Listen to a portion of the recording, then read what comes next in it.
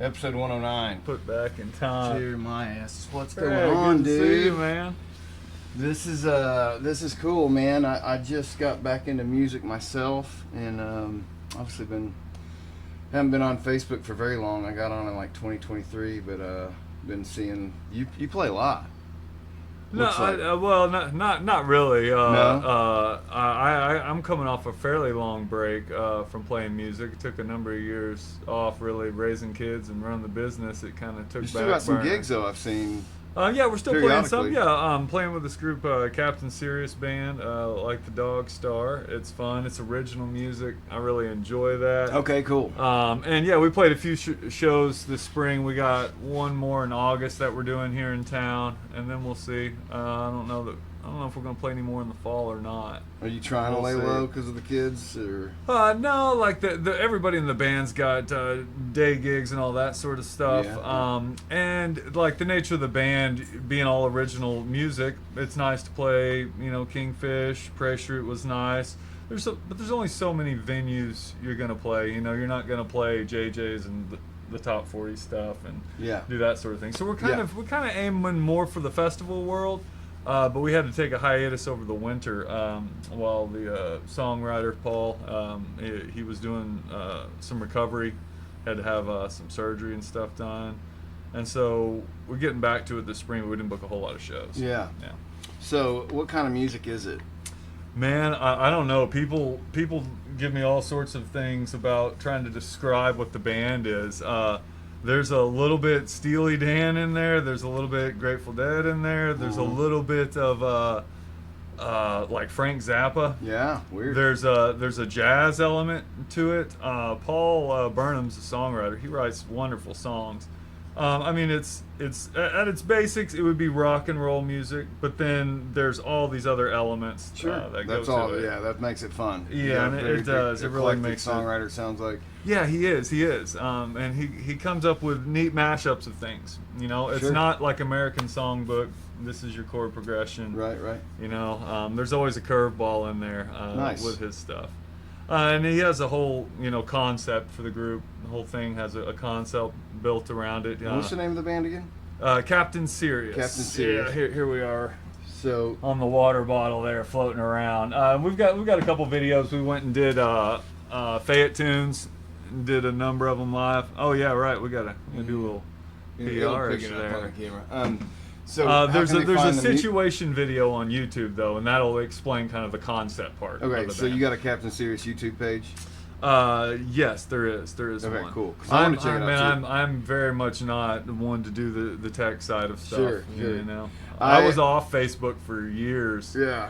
Until this band kind of started getting out, and Yeah. it was kind of like I needed to at least do some part. Yeah, I was wasn't ever on Facebook until we started Durham Fest, and then it was like, how do you reach people? You know, I'm just not a social media kind of guy. Just not really for me. But Yep. it's a tool like anything else. I mean, you can. It's like a hammer. You can kill somebody with it. You can build a house. You know, social media is great at getting the word out, but it's also Yeah. the devil. Yeah, I see that. I see you post a Definitely lot of double-edged eclectic stuff. stuff on there. A lot of quotes. You read a lot. Like I do. I'm a reader. I enjoy figured reading. you're a very well educated, learned man, self-taught in a lot of things. Yeah, more self-taught than really Yeah. educated, I'd say. Did you go to college at all? I did, but I didn't make it out with Yeah. that piece of paper you go there for. Yeah, what a waste of time. Anyway, I mean, I guess it opens up some doors. If I had it all over to do again, I'd have chased my dream a little longer. Yeah. So if you get pressured Yeah. as a kid, like Yeah. to do things, and you got to make it and be successful. And I think I had a lot of that weight. You know, my band Sober had broken up right as we were really hitting it big, and yeah, you know, I was like, what do I do now? You know, I put all my eggs in that basket, and here I am, 21 years old. You know, just a few years out of high school, no college education, no nothing, and it's like, fuck, I guess I'll get a degree. You know, that kind of logic, but. Yeah, everything happens for a reason, I believe, to some extent. You know, I wouldn't be where I am right now with my kids that I have right now had I not done that. But Oh, okay. Yeah. you know, like I met my wife when I was in college, so plus I'd have probably been dead. The way I was at that point, I'd have tried any drug, done anything. You know, I've always struggled with Yeah. that stuff. You don't ever seem to struggle with that kind of stuff. No, I had enough of that in my home life as a child. Is that why? Yeah, I decided I wasn't going to Wasn't do that. playing So that yeah, game? I didn't drink till I was 21. Yeah, Like, you and you remember Clint? Do you still have talked to Clint at all? no, man, I don't really have much connections left with anybody in the West Fork scene, Yeah. hardly at all. It would be great to see Clint and catch up with him. I ran into Matthew Brandenburg at the Yeah. skating rink some months back. He was Did- we were both taking our kids Yeah. there, drop them off. Yeah. It was good to see him and catch up. I always forget how large of a man he is. I used to run into him quite a bit at Walmart, and you're always like your chest Yeah. level. You know. I'm he's such a big 6'3", and I always have to look up to Matt. Yeah. Yep. I remember we used to practice out at our place on Rays Mill Road in Farmington for a while, and my mom had made these angel wings. They're these giant angel wings that she had covered with feathers and everything, and my sister had gone as an angel. And Brandenburg gets that on. He puts these angel wings on and starts walking down Rays Mill Road at like 10:30 at night. And so he's just walking down the road, and these cars would be coming up and kind of slow down and go around. It's like, what were people thinking? It's not the angel they were looking for there. No, certainly not. But yeah, man, that was my first introduction to music, was with you West Fork people.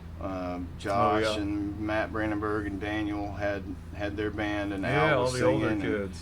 Yeah, and then they parted ways with Al and brought me in, and we played together for a year or so. That was my first band, was with those guys, and that's how I met you. Yeah, and that was young and Clint. early. Yeah, but you were what year did you graduate? 2000. You're the same class as I am, man. Yeah, Okay. I'm right on the head. But you were always, I mean, just a level above everyone else, even as a kid. So how did you get started with the guitar? Man, of all things, it was a Quantum Leap episode that started me on it. Dr. Sam Beckett was kidding, trying dude. to find his way, and there I don't Yes. remember the name of the episode, but he jumped back into time into the body of an old man who I Yeah. think was like the grandfather or something of a soon-to-be rock and roll star. And it was like early 60s, and so he was trying to tell this young rocker why to avoid the drugs and alcohol, and tell him you Right. don't want to end up like Jim Morrison or Jimi Hendrix or any of that stuff. Right. And the kid's like, who's Jimi Hendrix? Just years before he broke out on the scene. Right. And so the old man grabs the guitar from the kids and starts wailing some Hendrix-esque licks on there, and it cuts to like the mirror version where he sees the old man and all that. And I was 12, and I heard that and I was like, dang, what kind of music is that? Never heard anything like that before. And I asked my mom, and of course she has the Woodstock VHS set Oh. from the whole Woodstock show, and so I pretty much wore that tape out. So you've 'cause- seen all that Woodstock shit. We watched a documentary on it fairly recently with the kids. What a Yeah. wild experience. Like, Oh, just yeah. the whole thing. Yeah, and yeah, those things nowadays are such a different environment. Oh, yeah. They're so controlled. Right. The security aspect, the Mhm. folks that are in there. Pretty much nowadays, you got to have some amount of money if you're even getting into to one of Yeah. those things. And they just had everybody there. You know, Was it got 99 they crashed did and- another one? Yeah, that sounds right. Yeah, I think so. I the remember in high 90s. school. Yeah. Yeah, and it got a little hectic at that one. We lost our video feed anyway, so I want to make sure this is still recording. Oh, yeah. Probably is. It's just, yep, we're good. I'm just going to cut the connection to the TV so it's not distracting. All right. Yeah, so that opened up like the whole world guitar to me. You know, in some ways Because it of ruined the Quantum it. Leap episode. Yeah. That's Yeah, wild, man. I Quantum love Leap that got show. started. In fact, I just, probably during COVID, watched it, the whole thing. I'd never seen every episode. I remember watching it as a kid, but I got all the DVDs and Oh, there's probably a few episodes I straight haven't seen. It was one of those that I used to watch it all the time. I remember the God one knows where he them. jumped into, I don't know, for some reason, when I was a kid, I remember this one the most, where he jumps and he's in the electric chair. Yeah. There's so many great jumps. There was the one where he was a Down syndrome kid. Do you remember that one? Yeah, I do. That was Yeah, I actually an remember that interesting one. episode. Yeah. Yeah. But man, what a great show. The chemistry between him and Dean, what was his, what was the character's name? You know, Al. Al. Thank yeah, you. Yeah. yeah. I mean, that, I don't know, man, I feel like growing up in the 80s and 90s, like we did, we got spoiled with entertainment.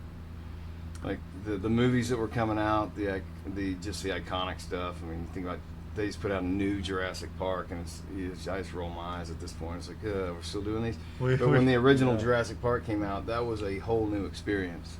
Yeah, it was. To me, but.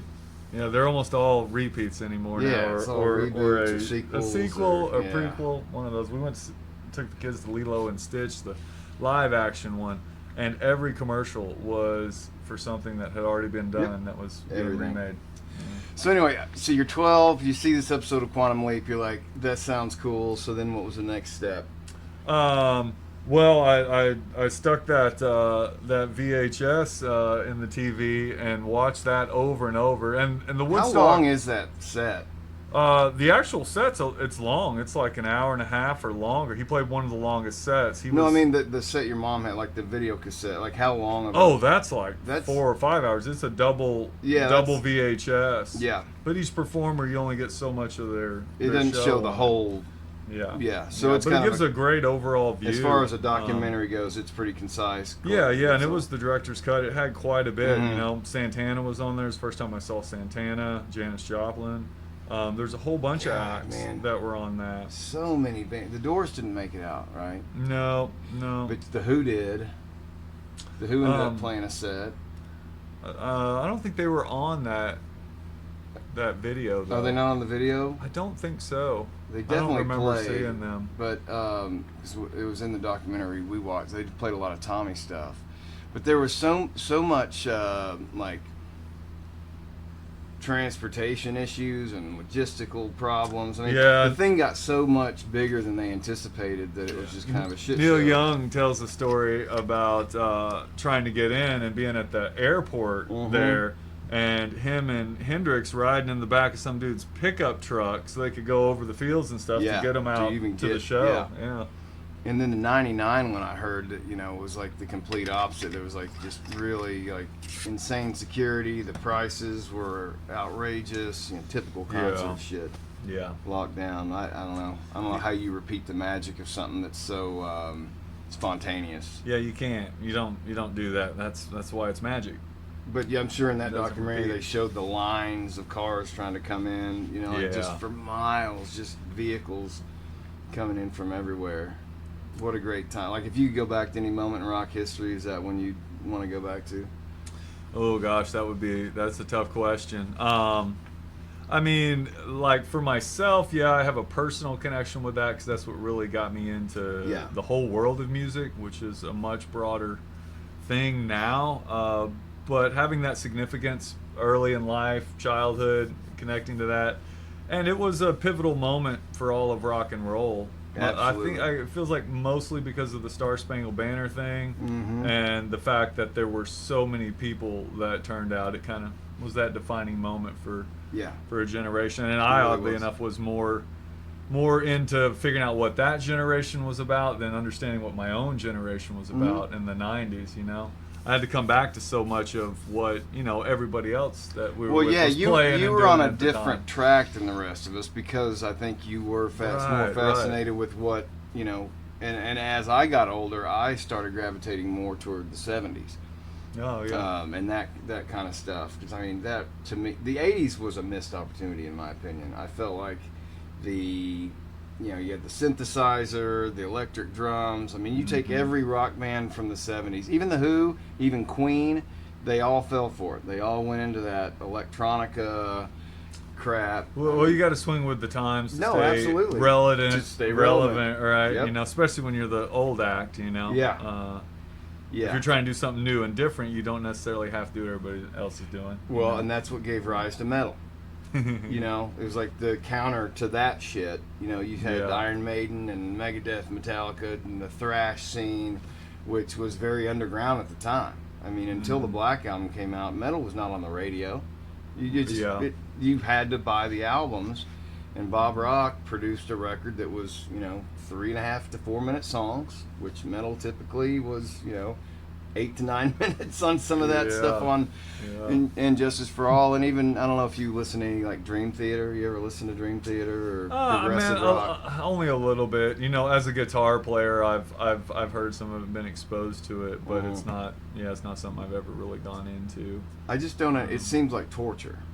Like you have to have an engineering degree just to play some of that stuff. I'm not about the math rock. Me and you know, even as a musician, I've always just had to work for it. I was not naturally talented or gifted. It didn't come to me easily. It was just hard work.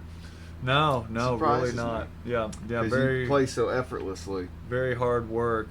You make it look easy. That's because my goal with playing was always different. It was about the emotive experience. It was, you know, a way to self-express, to let go of, you know, whatever sort of emotional baggage you're handling.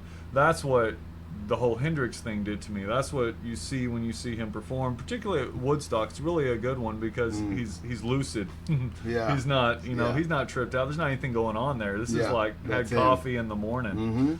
And so seeing that sort of experience where the person's emotions, what they feel, is being put into the music, and then after that, I of course went backwards, found all the old blues stuff, and saw that that's so much of where all that comes from, and all of rock and roll, and then forward from there. But it was always about that thing, trying to get something emotively with the instrument, so that even if I don't really know what I'm doing or I'm not quite meshing in, at least I'm trying to say something rather than just, you know, regurgitating the scales you've learned, you know. How educated are you musically as far as the technical side of it?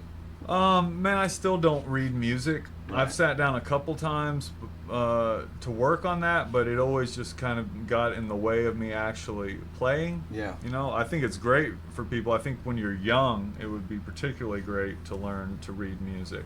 But at this point, I've pieced a whole lot of it together over the years. You never had any formal education in it. You kind of just figured it out. Early on, I had those, you know, guitar lessons with the local guitar guy at the guitar store. I had a few of those. Never took lessons at Ben Jack's. I took a few at Ace Music when it was there. It was in the building before Blue Moon took over on North College there. And I had a couple there, and it was those simple things where, you know, they show you basic difference in chords, and you know, your minor pentatonic, some of that.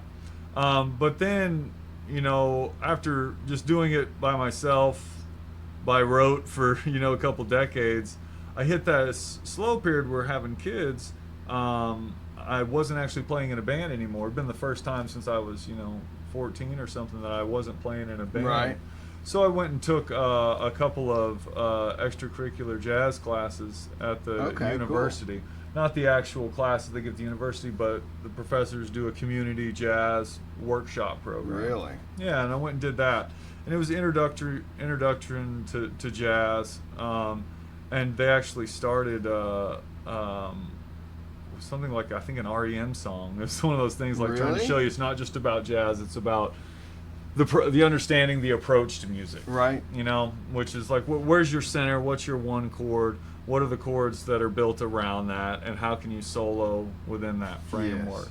And so that was fun to go in and dig into it, learn what these chord names are that I've been playing all these years, why they're called that, the relationships, which really helped with communicating with other musicians. Like the band I'm in now, the music is very much more it's not technical like in a math rock sort of way, but there's more layers of complexity to it than a lot of the stuff I played young growing up, especially just, you know, classic rock sort of stuff. Love that stuff, but it gave me a vocabulary I could use within the context of that. That's something that the only thing I really kind of struggle with is because I don't have any musical education, so I make up my own terms for things, you know. But also, most people I play with don't either. I think our drummer's the only one who actually knows music, but it's also not necessary, you know, technically. I mean, you look at the Beatles, like those guys didn't know how to read and write music, you know, like notate it. You know, Paul McCartney famously was interviewed in the late 60s, and People are always surprised that rock musicians don't know how to read and write music. It's like you don't have to. It's not like you're, you just memorize the chords, and like as a soloist, you have the ability to feel it and play the music. And they'd asked him, they're really surprised that he didn't know, and he said, I don't want to know, because if I learn how to do it the right way, then it's going to make me overthink it, and I'm going to stop being creative. Something to that effect. It's like he didn't want to know the right way. And that's a danger in all of life. It's a danger of knowledge, learning, understanding, is that you get caught in that understanding being the underlying reality. Yes. When most often, almost always, it's not actually. It's just a description, and the description isn't the described. And music is kind of like that. That was certainly my mentality early on when I was a teenager. Yep. It was one of those, well, Hendrix didn't know any of that stuff. Why do I need that? Why do I need that? And then you wake up like one day and realize, oh, because I'm not Hendrix, it still behooves me to learn learn as much as I can to apply it to the craft, And so you have kind of a mishmash education then that you've just picked up over the years from various things. Yeah. And it's one of those, it's like looking back, it's like, oh, there's so many things I would have done different early on had I even known. Right. And so many of those music store lessons you get from people, they just miss a few basic fundamental points that I think a seasoned musician understands innately at that point, but a lot of times they've forgotten by the time they get around to teaching young people those important things that you well, it's the thing. It's like teaching a kid how to drive. There's so many things you take for granted that just are, like you said, rote. You just do it so many times that you don't even think to teach it because it seems so obvious to you. And then you got a young child in a car, and it's like it makes you rethink. Okay, I got to teach every level of this. Yeah. And that's the thing. You have to continually reinvestigate. You have to continually reinvestigate your belief systems in life, the things that you find fundamental to yourself. Because if you don't, you get stuck in a rut. And we are not sane, rational beings. We're crazy folks locked up in a head.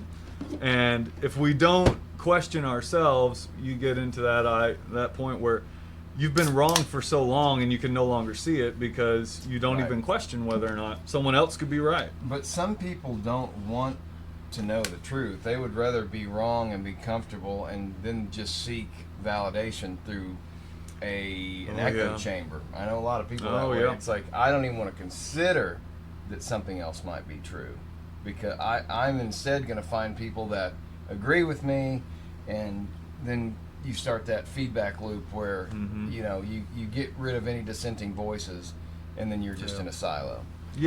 Our modern technical state makes that so much easier for people to do. It used to be, you could go to that club or that meeting, but you kind of had to bump into people across other ideas. But you can live inside that echo chamber now, which is unfortunate. It's unfortunate the attitudes, the hatred I see towards other people for their beliefs or their, I don't remember it being that way growing up. The divide. No, but it's only become more and more polarized and divided every single generation, and it's going to be a natural outcome of a two-party system. Yes. And we seem to lack any will to do a real modern New Deal, something where we sit down and we go over the whole thing again and say we need to try something new. We seem consumed with fighting it out to the end over who has control over the status quo. Well, it forces us to be tribal. Like if you're a Republican, you have to believe every single thing they believe. Or if you're a liberal, you have to believe everything they believe. Right, which is why I refuse to join any camp. You know? Right. Most people, I would say, are centrists and have a few things they like from either party. Yeah. I've always thought a middle ground party would be the best thing for this country, but then again, they would win every time, which would be a threat to both parties. Because the logic party, the party in the middle. If we had more than two parties, you would have parties that fall in the middle, but you would have a broad spectrum. Sure. And you need to. It's one of those things. There is no one cure that solves these problems, but you need to couple a multi-party system with ranked choice voting. Yeah. And compulsory civil service. You can't have a democracy where a small majority of the people do the voting, and an even smaller majority of the people, or even smaller part of the people, are the ones who get voted for and do all the governing. Yes.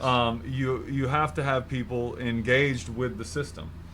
We have such low turnouts, be it local elections all the way to the president. Even the president, you're getting less than 30% a lot of the time. Is it that low? Yeah. I don't know what the last election was. I didn't even. I knew it was under look. 50. I didn't know it was that low. But is that just a reflection of how frustrated people are with the whole experience? That it's like my vote doesn't matter. Who cares? Right. They're both sides of a uniparty anyway. Where we live here, if you don't vote Republican, your vote has no weight. It has no count when you're talking about federal level elections. Yes.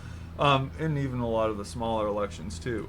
And so you feel disenfranchised, you feel disconnected, but there's no, at least now, my daughter has to have so much community service to graduate from high school. Okay. When we went to school, nothing was required in the way of civil service other than to sign when I turned 18 my draft ticket, card, which is really rather meaningless unless you actually get called up. You need a term of service. It's not that everybody should have to do the same thing, but you should be required to vote. It should be mandatory.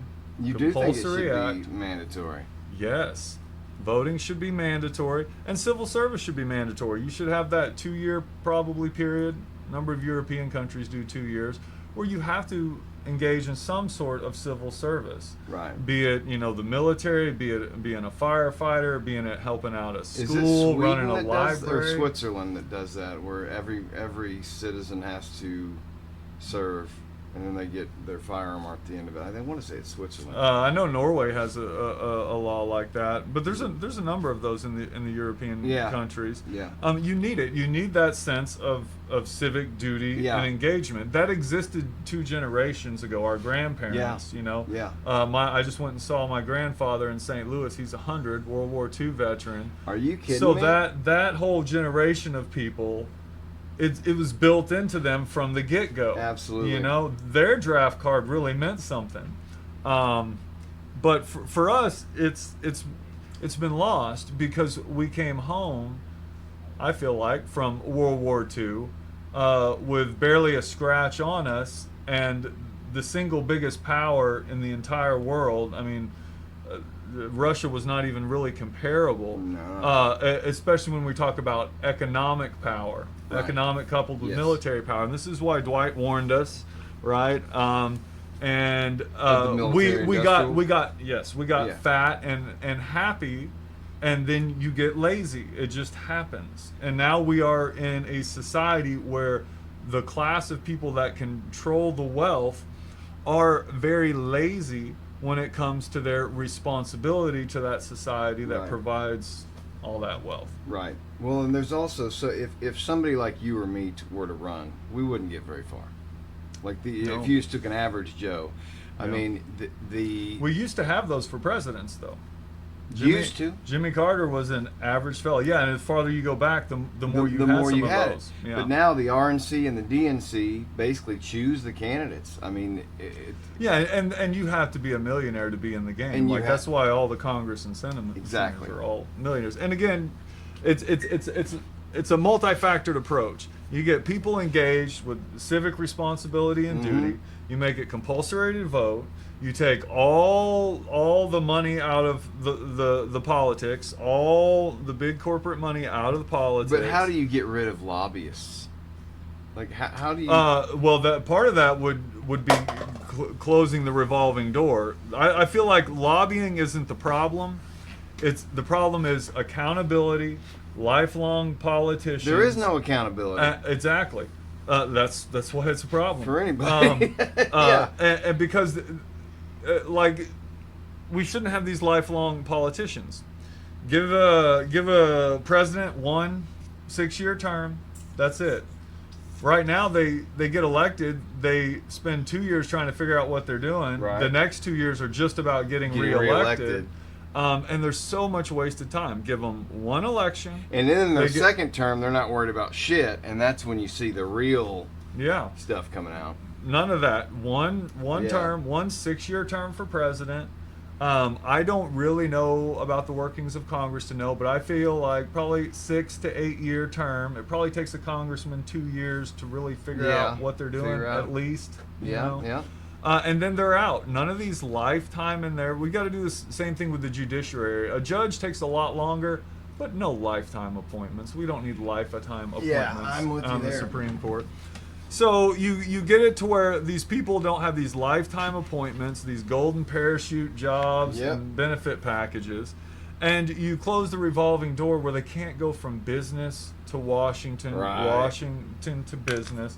And these are very simple things to do, but the people in there don't want to do it because they're in there and they're in power. And absolutely, you don't want to lose that honey. Giving up power, right? When you look at a guy like Dick Cheney, who comes out of the industrial war complex right into the vice presidency. Yeah. You know, and he's got all this knowledge and all these connections and all this power. I mean, but so until you fix some of those things together as a group, you have a lot of people that don't, like you said, see any reason to participate. They don't see like that their vote counts or that it matters. They're disenchanted. Or that there's even somebody that they want to vote for. Right. And we've got nothing going at the moment that moves us away from that cycle. Yes. We've been in it most of my adult voting life. Yes. The Gore versus Bush election was, the first one out of high school that felt like you got to participate in. And from that on, it's just been kind of the same thing over and over. I thought it was nice to see Barack Obama as president, but I was not happy for the results we got. Yeah. It's like I still wanted more, but I give credit where credit's due. I have health care for the first time since I was a child because of Obamacare. And it changed our life immensely. Like our first child was born without any health insurance. That one was over $10,000. Oh my gosh. Had to pay for years and years. The second one happened right in 2011, right after Obamacare kicked in, and we paid like about $3,000 for that. Nice. And same process. Yeah. Well, good. I'm glad that affected you positively. These people, I don't know. I mean, you've never worked in corporate environment, but like, no. You see as you get higher and higher up, these people, they lose their connection to humanity. They no longer care about, they're just numbers, these employees at the bottom, right? They're looking at the investors and the board, and it's part of the problem with the corporate structure. I mean, corporate structures are going to be detrimental to the health of a social organism where everybody is benefiting. It's a problem that comes with capitalism. Yes. The corporate structure is part of the capitalist structure that we have set up. Yep. And as so long as there are those who control the means of production and those who just have to work those means of production but have no control, have no say, we're always going to have this big divide between the ruling class and the working class. Yes.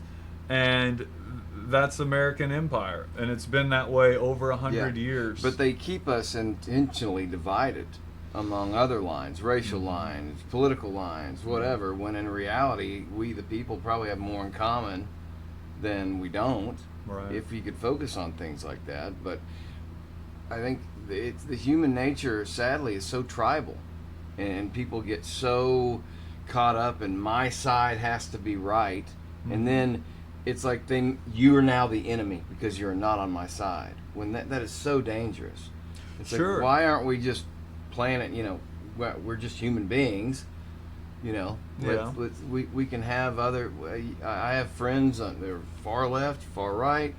I consider myself a pretty in. I would be a libertarian if the Libertarian Party didn't suck so bad. But I see value in both sides. You need a balance. It's all about balance, to me.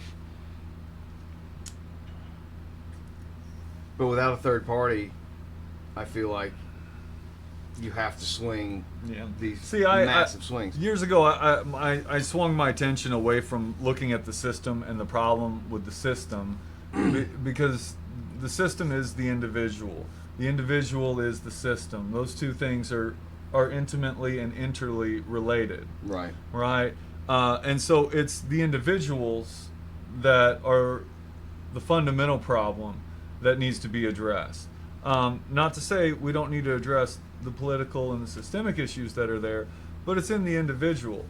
And to your point about being tribal, I think that yes, there is a part of human nature that is tribal, but I think what is more important is that we are conditioned human beings. We are brought up in an environment and we take on the aspects and attributes of that environment that suit us the best. Yeah.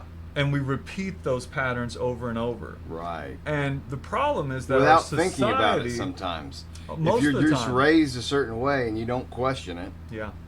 Right. Like in the churches and some things like that. You just any number of things like that. There's all sorts of things we don't question. Why do you eat a cow but not a horse or a dog? Right. Why really? There's so many things like that we just take for granted. Right. And we see as being socially accepted, and then we do them just for social approval. We're so obsessed with social approval. Oh my God! And brother, a lot of that preach. goes back to education, the way the education system is set up and structured. Yeah. So until we address the problems with the individual, as long as we have those conflicted individuals still trying to make a new system, they're going to bring all their conflicts into that system, and you're going to continue to repeat this process of creating a system that is counterproductive to itself. Right. And I put my focus on the self side of things more, and I felt like when I really get an idea what's going on here with myself, inside myself, how we human beings work, then you can come back and start to look at the whole picture again, and you look at it with a different mindset. You're not in the tribal mindset anymore, and you're not looking at the problem in an isolated manner, one thing at a time, this or that. You look at the whole thing as a giant structure that needs to be addressed on a whole bunch of fronts to make meaningful change. Like you said, if you change a little something over here, then they're going to come back next time and they'll change a little bit over there, and you just do this tit for tat all day long. It's time for a really big sit down, redo the whole thing. But it's really scary at this point, where it wouldn't have been so much, I feel like, in the 90s, even the early aughts, certainly in the 80s, to sit down and look at that. Well, not the early 80s, the late 80s. Now we're so divided that it feels like people are going to push towards a civil war or something. If you talk about sitting down and having a Continental Congress and rewriting the thing. What do you think the odds of another civil war happening are? In the United States? Yeah. I would say not very good. You don't think? No, I could see one not with the population engaged like in the original Civil War, right, where everybody knew somebody or everybody has somebody in their family that was intimately connected with this thing.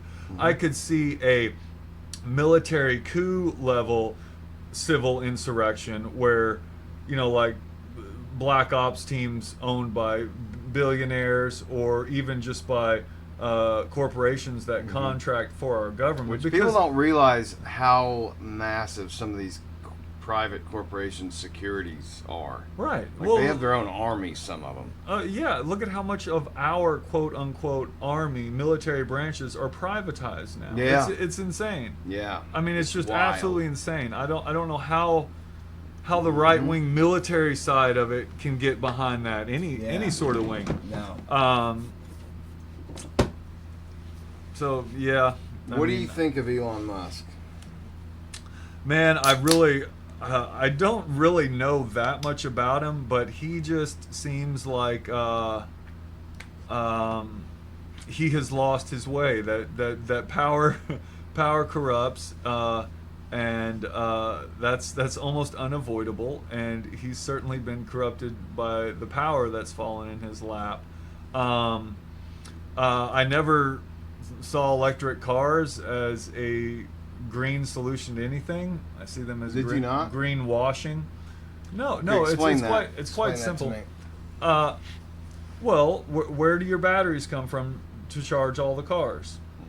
You know, like they're talking about lithium strip mine in South Arkansas right now. Yeah, to do that stuff. Yeah. It's super toxic. Yeah. The batteries are super toxic when Yeah. they're done. And then the real issue, where does the power come from to generate all the electricity Yep. to power these cars? Yeah. I mean, the only switch we can do in transportation that is realistic in the time frame we're talking about is electric. Electric cars, quote unquote, are the future. We have a system already to distribute the power and power those cars, but we don't have any way to generate it that's green. You know? That fundamentally is the problem of it. Right. But also, if you look at, and I don't know how big into conspiracies. You know, like I love conspiracies. It's one of my favorite hobbies, just digging into them. And you know, I know most of them are not real, but they're just fun. But have you seen some of the videos where like guys have come up with hydrogen, like engines that run on just water, pure clean water, Yeah, who end up getting killed by the government? Right. Yeah. And Because if there was a and it's free, really- unlimited source of energy, the government would not want you to have it. And that's not really the problem. There are a number of hydrogen fuel cell type motors that work and are great, and they have been for a long time. Right. But the problem is still the same fundamental issue. And with this one, it's twofold. One is, where do you get the hydrogen from? You get it from electrolysis, which is giant amount of electricity being used to separate water. Fair. And you know, it's far more, well, it used to be about a decade, far more energy intensive to do that than to use gasoline or whatever. Right. And then second part of the problem is the Hindenburg effect. If everybody's driving around with a tank of pure hydrogen in the back of the car. Yeah. You know, it's like Elon's thing about flying cars. You know, that's why he started the Boring Company, because it's going to be a long time before people have flying cars, Jetson style, not because of technology hindering the process, but because of people being worried a hubcap's going to fall out of the sky on their head. There's a number of problems. The drunks, related all to it. that. Yeah. Drunk fly driving is a whole thing. So, I mean, it's one of those things. Again, all these things are problems because they're all created, all these ideas, these thought processes are created by the same fundamental movement, which is the capitalist impulse of consumption. That all there really is in life is consumption. Right. And that consumption can somehow be equated to happiness, and that we're going to consume our way out of this problem. It's the whole greenwashing industry. This thing grew up in the 80s, it blossomed in the 90s, and for this whole quarter of a century, that's pretty much all I see out of the big mainstream movements to do something that's going to be green. We're going to save this, we're going to save that, you know. Have you thought about running for office? Oh gosh, I don't know.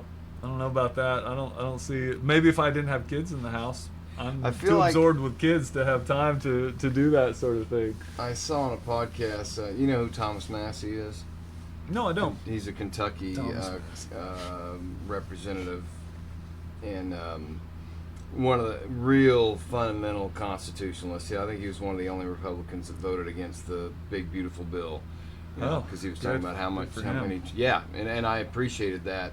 He got called every name in the book by every Republican, a traitor, a grandstander. Trump was after him, trying to get him primaried, but he was like, man, this is adding trillions to the deficit. This is another omnibus spending package. No. And I really respect Thomas Massey. He's one of my favorite people in Congress because he feels like he actually has principles. The reason I know about him is because he was the first politician that started doing podcasts. And so he would start going on Tim Pool or Crowder or whoever, and just, you know, with Tim Pool, it's a 2-hour non-scripted show. So he's talking about growing up on a farm. He's an electrical engineer. Actually, he's an industrial engineer. So he's got a number of inventions. He's off the grid on his farm. So he's got this roving chicken coop that rolls around the property so the chickens aren't contained in one space.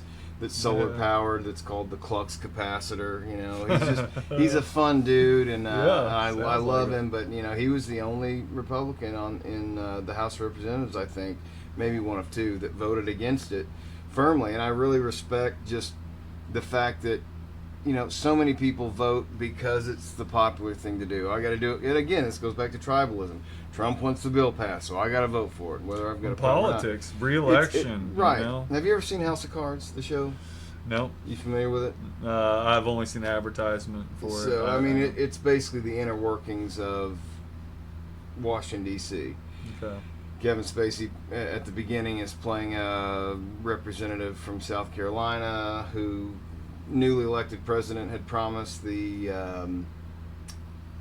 Secretary of State position to, and then ended up changing his mind, giving it to somebody else, and so he starts politically trying to sabotage, like manipulate his way back into the graces and all the deals, and I mean it's so shady it makes you feel gross. The show, and they spend all their time raising money and voting to get reelected versus actually governing. Right. Well, it's just like in corporate. I'm worried about making deals 2 months down the road, but I don't want to actually execute well what I'm doing right now. Right. It's like there's so many deals and backroom deals and blackmail, and it's so gross. And Clinton and Obama both said that House of Cards is the most accurate representation of how DC works. But if you watch that show, it makes you it just makes your skin crawl. Right, so I won't watch that one. I'll stay off of that one. Again, I couldn't watch it by myself. I feel like I fell off all that a long time ago. I didn't really see the point. And people have a hard time when I say I still vote. You know, I still do all those civic engagement things. Sure. Because I understand that part to be important. Far more important than me keeping up with what those people are actually doing in there. Right. Because I don't have any say over it, and I see the whole system as in need of realignment. But like after, I don't know, I see so much vitriol like after election season of people like commenting on this is happening, that's happening. Once you vote, I mean, the only thing we can really do is vote, right? I mean. Well, no, it's not. I mean, like I just said the same thing, and now I'm going to disagree with it. But it's not. You can call your representatives. Sure. You can hound your representatives. You can still push. Do any good. You can still engage, you know, in, you know, civic organizations, social organizations that are going to further whatever your causes are. Sure, that's fair. There's some of that, but none of it is as important as voting. Yeah. Who actually but gets the in average there. American, I mean, you've got 2 kids, I've got 3. I mean, I know you're probably busy as hell. I mean, the American lifestyle. Yeah, but that's also, I also accept that that's a story we tell ourselves. You know, we don't have time to watch Quantum Leap and House of Cards and do all those sort of things. You know, like that we do. You know, we all have those things to do. We all say that we're busy, and we're mostly busy in our head, running circles around, trying to keep that's up. Fair. That's fair. Modern pace of life. Yeah, that stuff's there because, you know, like I see the people who are doing all that stuff that I'm doing, but they're also doing, you know, public service or the food bank or the pantry, you know, one of those sort of things. And so everybody just needs to pick their place and do it. Yeah. I'm not saying everybody needs to become a political activist and that needs to be the primary focus of their life. Right. I think the primary focus for everybody's life needs to become a self-awareness activist. They need to find out what's going on inside of themselves and why it's going on that way, and have enough presence of mind to actually step back and observe that process happening. Right. Because when you create that separation, you create enough room for there to be a new, a different, and unconditioned response to what's going on. Right. But most of us kind of run around like little automatons all the time, carrying out our programming. So I can certainly see myself taking up residence in some sort of, you know, meditation, self-awareness retreat versus actually engaging in politics and running for office. Well, and we talked about this earlier a little bit. A lot of people don't want to be self-aware. They want to just believe what they've been taught and what they grew up because that's comfortable to them. And if you challenge it, Israel's a great example of this. Israel has polarized every map that you can possibly go down, right? Like, so you've got, the Christian community seems to be really aligned with Israel, but then, like if you take MAGA, for instance, it's really split them down the middle, because there's the America First crowd, which is like, let Israel do it, whatever they need to do on their own. Why do we need to be funding it? And then there's the really like religious crowd that's like, Israel, the holy people, the chosen God's people. We got to do everything we can for them. And if you criticize Israel, then you're going against God. It's like, well, hold on a second. Israel's doing a lot of things that are not great. Yeah. Can we talk about those things? As long God approves. Yeah, it's like, which is no, he doesn't. Yeah, right. Which is insane. Of it's course, it's insane. Yeah. And again, that's that problem with identifying. You're identifying with the image of what Israel is and what an Israeli is, and it gets conflated because of the religion and the people and the culture, too many aspects, the race of Israel. It's not all black and white. I mean, right. It's a very gray. Is the current Netanyahu-run state of Israel the same Israel that God promised? No, the Israelis. I don't think so. No, they look like they're working on a genocide over there. I mean, just Gaza. It's, they insane. are. Yeah, I mean, but if you say that to a certain group of people, then you are, anti-Semitic. Well, right. So many of those things, people, we want to defend our views. This is like during the first Trump administration, why I got off of Facebook at that time. I never really used it a whole lot, but everybody wanted to have a debate about somebody, about this, about that, politics, whatever. Everybody wants to debate, and I have no interest in debate. I have no room in my life for debate. Right. If you want to have a discussion, if you want to have a discourse about something where we both sit down and we listen to each other, and I try to understand what you're saying. Right. People don't really try to understand what anybody else is saying. No. They try to talk. They try and get their point to point you. Across, they want you right. to agree with them. This is where, like, it makes a huge difference. This is culture, your society, what it teaches you, how you're supposed to act. My kids went to a number of alternative schools. We homeschooled early on. Nice. Just this last year, they've both been in public school, Farmington, riding the bus. You kids going to Farmington? Yep. Right. We're in that school district, riding the bus, doing that. Yeah, I guess you would be. We did a number of alternative schools. Yeah. And one of those schools used the Sudbury method of education, which comes from Sudbury Valley up in the New England states. Okay, not familiar with this.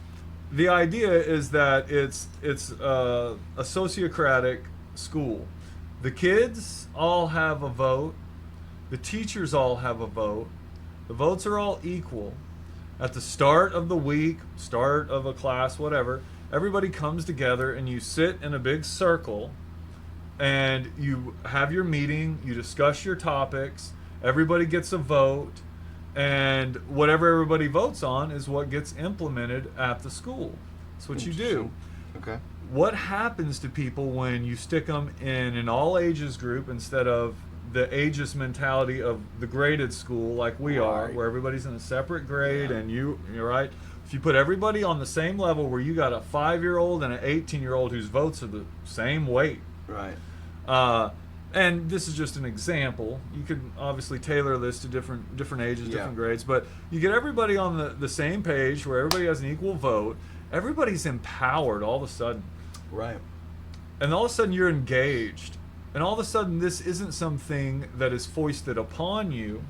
It's something that you have a part in, you are part of, you are responsible for, maintaining, keeping, and this thing can, provide all sorts of wonderful things to you. So when you go around in the circle, if you want to do it a step further, you do the circle method with a sociocratic approach where everybody has a vote, but it's not majority rule. Because majority rule is very problematic. You end up in kind of close to where we are now, where we have two insane majorities that are ruling. Instead of having majority rule, you have consent decree, where we go around, you agree, you agree, you agree, he opposes. Okay, well, one guy opposes, so we're not going to do it. But we can talk to that guy and say, what would it take for you to at least consent to this? Right. You don't have to say, I like this. Right. You just have to say, I'll give this a try. Right. What does it take to get to that point? Right. So if you have this circle method where everybody talks in order, nobody's talking over everybody because it's not my turn. I know when my turn's coming. Okay. I'm right after this guy. Right. This guy I might have a hard time listening on, but everybody else I'm learning to listen because I have no opportunity to talk until it comes around to me. Right. You get this totally different dynamic. You get people who understand how to listen because most people don't. Most of the people I come across don't know how to listen. They've never exercised that ability, and school does not do a great job of that. Some No. people are naturally better listeners than others, just like with any talent, skill. Yeah. Most people are not. If you take that circle approach, you get people who listen, you get people who are engaged, people who feel connected to this thing, like they have a say, they want it to work for them. And by having this aspect of no mob rule, no majority rule, Right. you got to get people to consent. You get the one asshole who's fucking everything up, eventually everybody's going to vote him the fuck out. Yeah. Right. Other than that, if you want to get something done next time that's on your agenda, you better be willing to make a good argument for why you won't at least consent to them trying what they want to do. Sure. When you structure things in that sort of setup, the people who are participating in it are empowered and you get better outcomes. I saw this in my kids. I saw this in other people's kids when we went to school with that sort of approach. And we're still, executing the old Prussian military education that swept over the world in, 19th century. And we haven't grown really from that. We keep throwing money and technology at it, Right. but the overall structure of the system's still the same. Right. And it's crazy. Why do we have to wait till you're a grad student in college to be put on the same level with the people you're in class with and your instructors, where your ideas are considered as Right. valid? You have to have a degree already in your name before someone will realistically listen to you like you have Fair. any idea what you're saying. Yes. And that's insane. Well, that's the elitism geniuses at too, West right? Fork were beaten out of the system. The smartest kids were not the valedictorian Right. and the top. I had the third highest GPA in my sad little grade. We were not the smartest kids in the school. The really smart ones are beaten out of their intelligence by 6, 7, 8 years old, because the system is designed to crush dissenters and people who are free thinkers, Right. the geniuses. Yeah. They're out there. There's a lot more intelligence in people. There's a lot of willingness to engage, but people get that beaten out of them. And then you couple that with fear response, and you get people who don't want to think outside of their box. They don't even want to try and think out of it, Yeah. because they were never given the tools to do it, and they've been afraid most of their life. And it's really just Yeah. wanting to get away from that fear Yeah. that keeps people in their box. And of those thinking. kinds of things are not really encouraged. I mean, they might say it is, but it's not. I mean, there's a system that people are expected to live within. Elon Musk has threatened to start a new third party. What do you think happens if he ends up starting an America party? How do you think that plays out? Man, I really don't know. I'm just interested to see how the Republican Party plays out, if there is still a quote-unquote Republican Party as we've known it throughout our life after this second presidency of Trump's. Right. Assuming he just steps down normally as he does. Like, if Elon started another party, how much would he actually be able to pull away from the Republican Party or from the Democratic Party? Like, Yeah, I think it's one of those things, you can throw money at it all day long. People like Elon Musk aren't the ones who create political revolution or true political change. It's your You don't Malcolm think- X's and your Martin Luther Kings. You don't think and- he's capable of doing something like that? I mean, he seems no, pretty hell-bent on he politics could right he now. could with the right partner, but he does not have the personal gravitas and charisma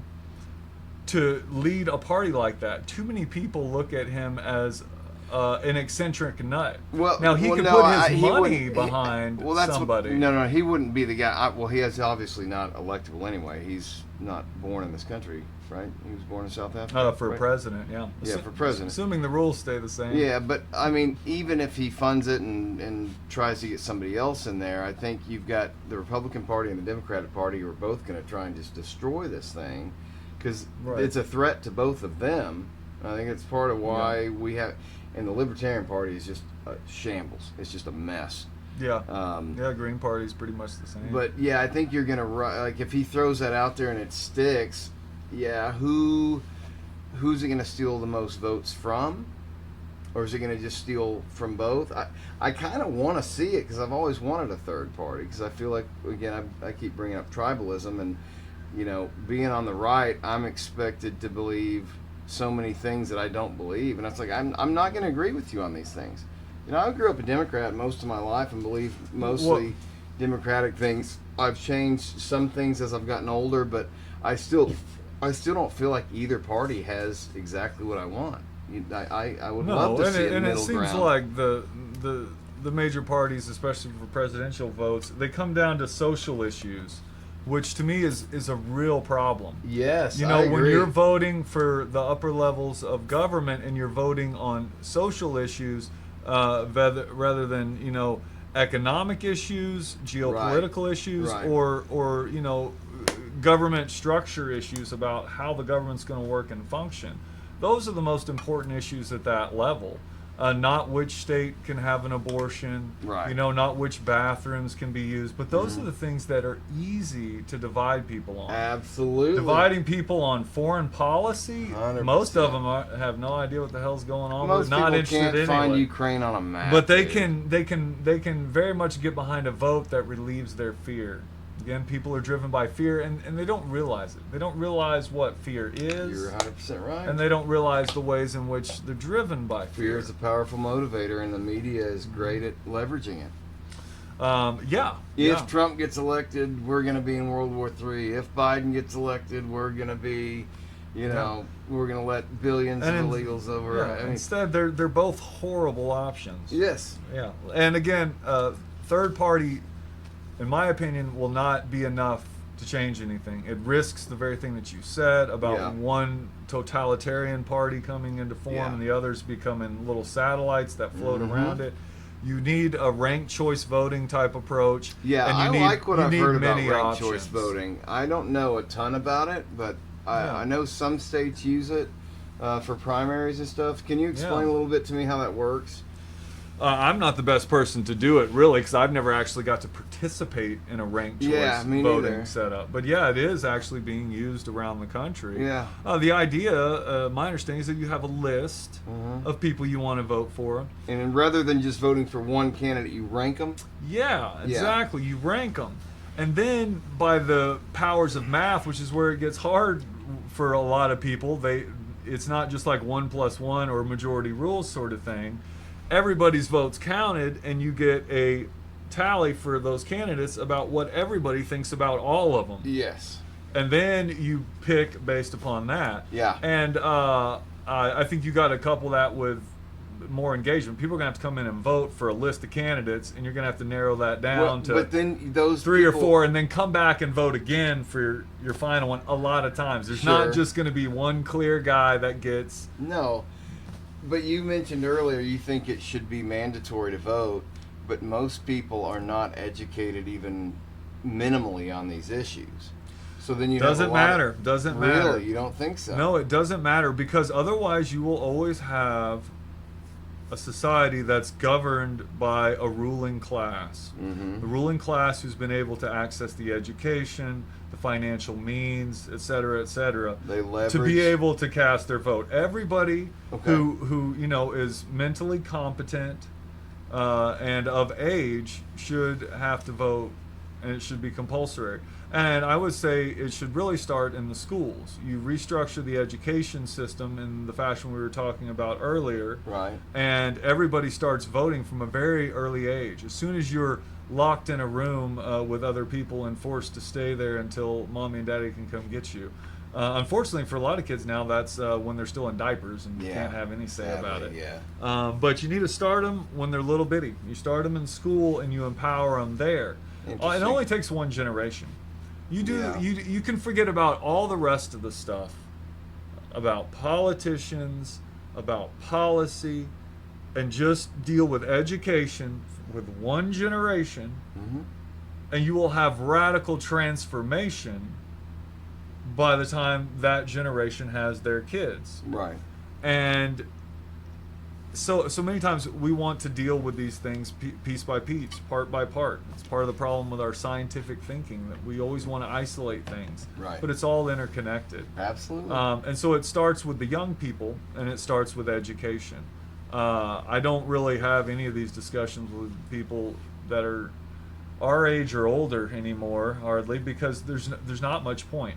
Yeah. The older you get, the more Right. people do get set in their ways. 100%. It doesn't have to be that way. No, it You don't doesn't. have to be that way, but by repeating the process, Yeah. you get that way. So you gotta teach the kids. Yeah. That's, No, you're that's right. where You're it's not at. changing boomers' minds at this point. Right. They're Yeah. set. Yeah. Well, I want to get back to music. Yeah, let's do that, man. We got that. You know, politics is engaging and all that, but so going back to this episode of Quantum Leap, you experienced this thing. How did you end up getting your first guitar? And what guitar was it? Well, I first went and tracked down Dad because he always used to pick a little bit when I was a kid. Not much, like, knew a few chords, a few Mhm. little riffs and whatnot, but you couldn't play a whole song, or that Okay. sort of thing. Yeah, yeah. But he had an old Ovation acoustic guitar with the fiberglass curves back, like it Mhm. could be a boat or a guitar, whichever one you want it to be. I had never felt comfortable. I always wanted to slide Yeah, out. Man. get You ever away play like that. SGs too? The Yeah. neck drops on you. Yeah, Like I not just- enough weight. Yeah. That's why I always come back to Strats. They're just, for me, they're the So right you're still balance. picking on a Strat. Yeah, Just- pretty much. Yeah. I'm figured you were. about back to wanting to get one with a Floyd Rose again. I had Oh, really? one of those, in my 20s that I played quite a bit. Yeah, just because I really use the tremolo a whole lot now. Over the years, I've Explain adopted how a the lot Floyd more Rose of the works. Jeff Beck world. The Floyd Rose is a locking system that keeps the Mhm. strings in tune. When the strings travel over the nut or down through the block, they have pinch points right there. Mhm. And so the Floyd Rose locks it at the nut, and it locks the string at the bridge where the saddle is. Yeah. And so then there's no give anywhere in the length of the string. It can't Okay. get stuck anywhere. So then when you change the tension on the string, it always comes back to the same place. Right. And with a proper setup, they work really well. What are the cons to that? Alternate tunings. Yeah. If you want to do an alternate tuning, you have to get an Allen wrench out Yeah. to get Okay. going. Okay. Eddie Van Halen came up with the D tuna, so you could at least Yeah. go to D. But that only works if the bridge is flush mount or Right. deck to the body. If it's floating, you're still going to have those changes. So yeah, definitely a hindrance when you have alternate tunings you like to use. Yeah. But for me, the ability to always have the guitar come back in really nice tune. Strats don't stay in tune. You can do everything under the sun to them and get them to work pretty well, pretty close. If I'm playing lead stuff, most people would never know that it's a bit out of tune. But going from lead to really pretty jazz type chords, it becomes apparent really quickly. Yeah. Sure. And the guitar is not an in-tune instrument to begin with. They have tempered ones now where the frets are fanned out in these ways so that when you chord, it's actually really in tune. Are you serious? Yeah, and if you actually measure it, a guitar is very out of tune over most of it. You can get it in tune right here, but Yeah. it's not here. Right, and, right, yeah, sure. And we've all listened to this music our whole lives, and so most of it our ear just takes for granted as that's good enough. Sure. So it's all right. But to me, I'm not interested in that. I don't have perfect pitch or that great of an ear. It doesn't bother me that much. I just want that G string to always come back in tune. So Yeah. I'm ready to go back to a Floyd. But I started with the acoustic world, that big acoustic, huge action of my dad's. Yeah. And he showed me a couple little riffs. He showed me your basic, blues turnaround little thing, and I was kind of stuck on the blues ever since, I guess. Still keep coming back to it when I just want to sit down and play some. I'll do that. But played the acoustic for a couple months. getting my basic chord shapes together. Then when my 13th birthday came along, my grandmother sent me some money. My mom gave me a little, and I took what I had, and it was to the pawn shop. And I actually ended up with a Kramer electric guitar that had a Floyd Rose on it, because everybody had told me, oh, if you want to play that Jimmy stuff, you got to get a Floyd Rose because the guitar goes out of tune all the time. And they were right. They were right. It was a triple guitar, one pickup, one volume knob. It was a shredder guitar. I didn't know when I was a kid, and that's part of the problem I find now is that when I want a Floyd Rose guitar, I still want like an old '60s style Strat basically, but I want one with a Floyd Rose on it. But they're full of Floyd Rose guitars in the guitar store, but they're all like shredder guitars. It's all just different variations of the same shredder guitars over and over. And I just want single coil basic pickups, you know. It's like you're gonna have to piece it together yourself, sort of thing. But you got really good really fast. Like, you have a natural talent. Like, man, really, I quite honestly say no, I don't. Like, knowing what I know now, my rhythm was very shoddy, very poor early on, and my ear, even to this day, my ear is not very good. The band that I play in, all the guys have a better ear than I do, but you know, I'm more engineering minded. You know, I did my homework. Mechanically minded, you know, seeing how things work mechanically, knowing it, understanding that, versus being to me very creatively minded, where I'm floating around all day with, you know, new creative ideas popping in my head, musical ideas, stuff like that. Let me ask you. So I just worked really hard. If you got a 4-measure break where you're doing a solo, do you not have the ability to just jam on it? Yes, I do. You don't have to like. But it was a hard fought and developed ability. It wasn't something that was innate or easy. Yeah, real supernatural and easy. Okay. Yeah, it was a lot of homework. Like, you know, I spent a lot of time. Do you still feel like you got to put a lot of work into it, or does it get easier over time? Oh yeah, it definitely gets easier over time. Yeah. And it gets easier the more you do it. Where I'm at now is we'll play a show and, you know, it'll go really good, but then we'll have 2, 3, 4 weeks, however long that we don't play.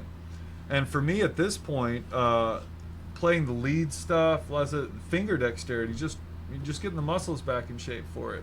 If I take a week, 2, 3 weeks off, like you got to do a little work just to get yourself back to where you were, that sort of thing. How's your memory? My memory's good. Yeah. Yep. I don't have issues with that side of it yet. So if you're playing original music, have you ever done studio recordings?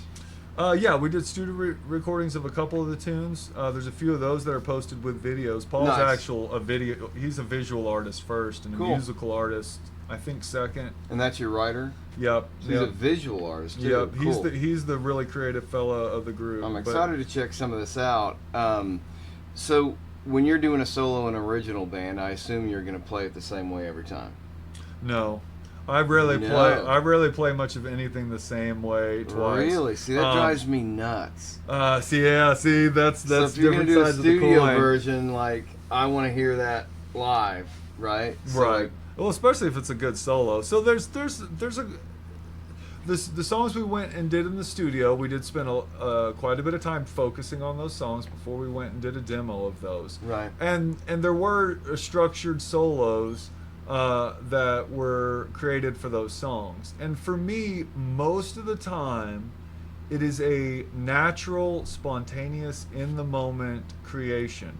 We're playing the song, something comes out, I play it, and then that gets developed over time into a solo by playing it over and over, not by sitting down and working on it, not by just it just popped in my head. But do you eventually organically get to something that you continually? Yes, okay. Yes. Yeah, I've heard David Gilmour talk about that approach, where you sit down and you just play 3, 4 solos over it, and then you pick and choose the parts that you like and create one like that. Yes. And so that's kind of where I'm at. But the I'm creation of those parts comes spontaneously in the moment. Yeah. What I want is that connection of playing with other people Yeah. all at once, together, where something happens dynamically. You push me to play this. Yeah. That sort of thing. Because then it's not all me. It's something more. It's everybody together. It's that outside source, whatever, that comes into the playing. And then you take those little things that naturally pop up, you nurture them, you mix them around a little bit, and then you come up with something you like. So some of the songs, I do play pretty well the solo that we recorded. I recorded the solos all live while we tracked the songs. Okay. None of them were overdubbed. Okay. And so I knew those solos really well, and did play them but you do anchor for the yourself. recording. Yeah. Yeah, So when you play those live, there's some songs that we play live that there isn't really any. The solo will be different every single time. right? But those other ones, yeah, I will play that, But and if then you the were, solo if you will were be to longer do live. a studio version of one of those songs, and you lay down a solo on that, would you then play it live that way because you'd recorded it? It all depends. It all depends on how much I really like that solo. Yeah. There's a couple of the tunes that have a solo that Paul wrote. Yeah. So I always play that solo. If it's really good, which just means is it really melodic? Yeah. And does it get something across emotionally? Does it connect with the song? If it does those things, then chances are I will play it in some form or fashion. Well, I got real spoiled in Durham because I'm a songwriter, and I hear a lot of secondary guitar pieces, mostly in the choruses. 'Cause I feel like a chorus really needs to open up. So a lot of secondary guitar pieces and things, a lot of harmonies, but like, as far as solos go, for me, I am not good enough to just sit around and you guys play the rhythm and I'll just jam. Like, I need to hear a melody. I'm a songwriter, so to me, a solo is just a non-repeating. Like if you're talking about a verse, you're gonna have some kind of rhyming scheme, typically, some kind of pattern. Whereas a solo is more of a free form, like poetry. So I still need to write a melody. It just doesn't need to repeat. And I do a lot of solos in Durham, but we've got a shredder in our band, like the guy that can just play. And so he also was doing solos differently every time and just winging it. And so we were recording "Carry Me Home." I was like, we got to nail these down. And so even when we got in the studio, they weren't completely nailed down. So the way we would do it is you do 4 takes. Measure 1 is awesome. Okay, and this take measure 2 is awesome, and this take measure 4, and we do 4 takes, and then we'd say, okay, these are the best measures. Let's arrange them this way, and then he would go back and learn it that way and do a take. So we were crafting the solo, and then that's the way he plays it now. Where I have to write my solos, but the new band I'm in with my son and my dad, my dad has always played in cover bands. Okay. Right? And so this is the first time he's ever done original music. And it's like, it's a lot of work for him. Because it's like, you got to figure out different parts that I'm doing, and you got to write solos now. Like, because he's always, and he can play lead guitar, but he's always playing George Harrison or somebody from Skinner, or, it's a much different approach when you're playing originals than it is playing covers. And I'm learning that now. Because my son started playing drums when he was 11, and then he played his first full set with us at Durham Fest 3, and my dad was playing bass at the time, but then I moved him over to guitar. We brought in a bass player. One of my old buddy, Jared Seipert's dad, is playing bass with us now. But Dad's really struggling with, like, for the first time in his life, he's played guitar all his life, but he's never done originals. And so it's a completely new, and a lot of the stuff I've written, already, so he can learn my parts. But as far as the rest of the song or the solos, I think he's kind of facing the abyss right now. Yeah, and that's really something to jump on, especially late in a musician's career. I had that thing of watching Hendrix at Woodstock. I was like, that's what I thought playing music was. I thought it was a channeling. It wasn't a, this is what the solo is, this is what the notes are, this is what the melody is. It was like a channeling thing. That was the mentality I always took to it. And so the idea of playing things within the box or this, that, and the other didn't really appeal. But you got to find things that are your foundation to build off of. So that ends up becoming whatever you've learned. But you have to be able to let all that go if you're going to create a solo that has connection, meaning in the moment. It can't be a learned thing. I know this, or it's going to come out sounding like that. It's like, yeah, that scale, you can play that over that chord, but it doesn't communicate anything other than, look at me, I'm not messing up. I know things. Yeah.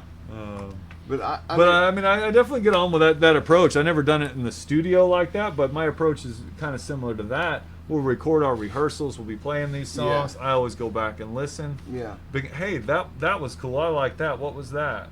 And a lot of times you have to figure out what it was I played, Oh, absolutely. It's just, I've been spoiled for a long time of having a guy that just, like, we need a solo here, you deal with it, So now it's kind of like, my band Durham, Johnny's kids are grown, they're out of the house, he doesn't want to, it's a lot of work hauling your shit to gigs and stuff, and he's like, he just doesn't want to play shows anymore. Drummers got young kids like I do. Bass players got young kids, and these guys they want to do a show a year, and that's fine, but at least now I know, okay, that's what I can expect. And for them it's a hobby, for me it's my passion.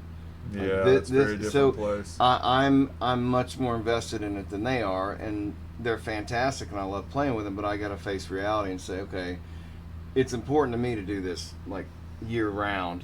They're fine doing it a year, once a year. But my son's playing drums. He's phenomenal, and it's like it's really rekindled me.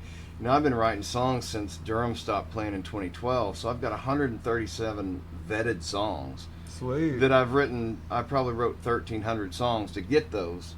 I think I did the math. I've been working with a songwriter from New Mexico, Tracy Hughes. She opened up for us at Durham Fest 3, but she's in her 50s and has just started writing songs. She's played, but she's writing, and so she's asking me, like, how do I do this or that? And it's like, man, I can't teach you how to write a song. Like, I can teach you my method and like my ways of working, but I can't teach you how to. Right. It's not something you can just teach. You've got to put in the work. And I did the math, and she was like, oh, you're such a great songwriter, and everything you do is great. And I'm like, not really.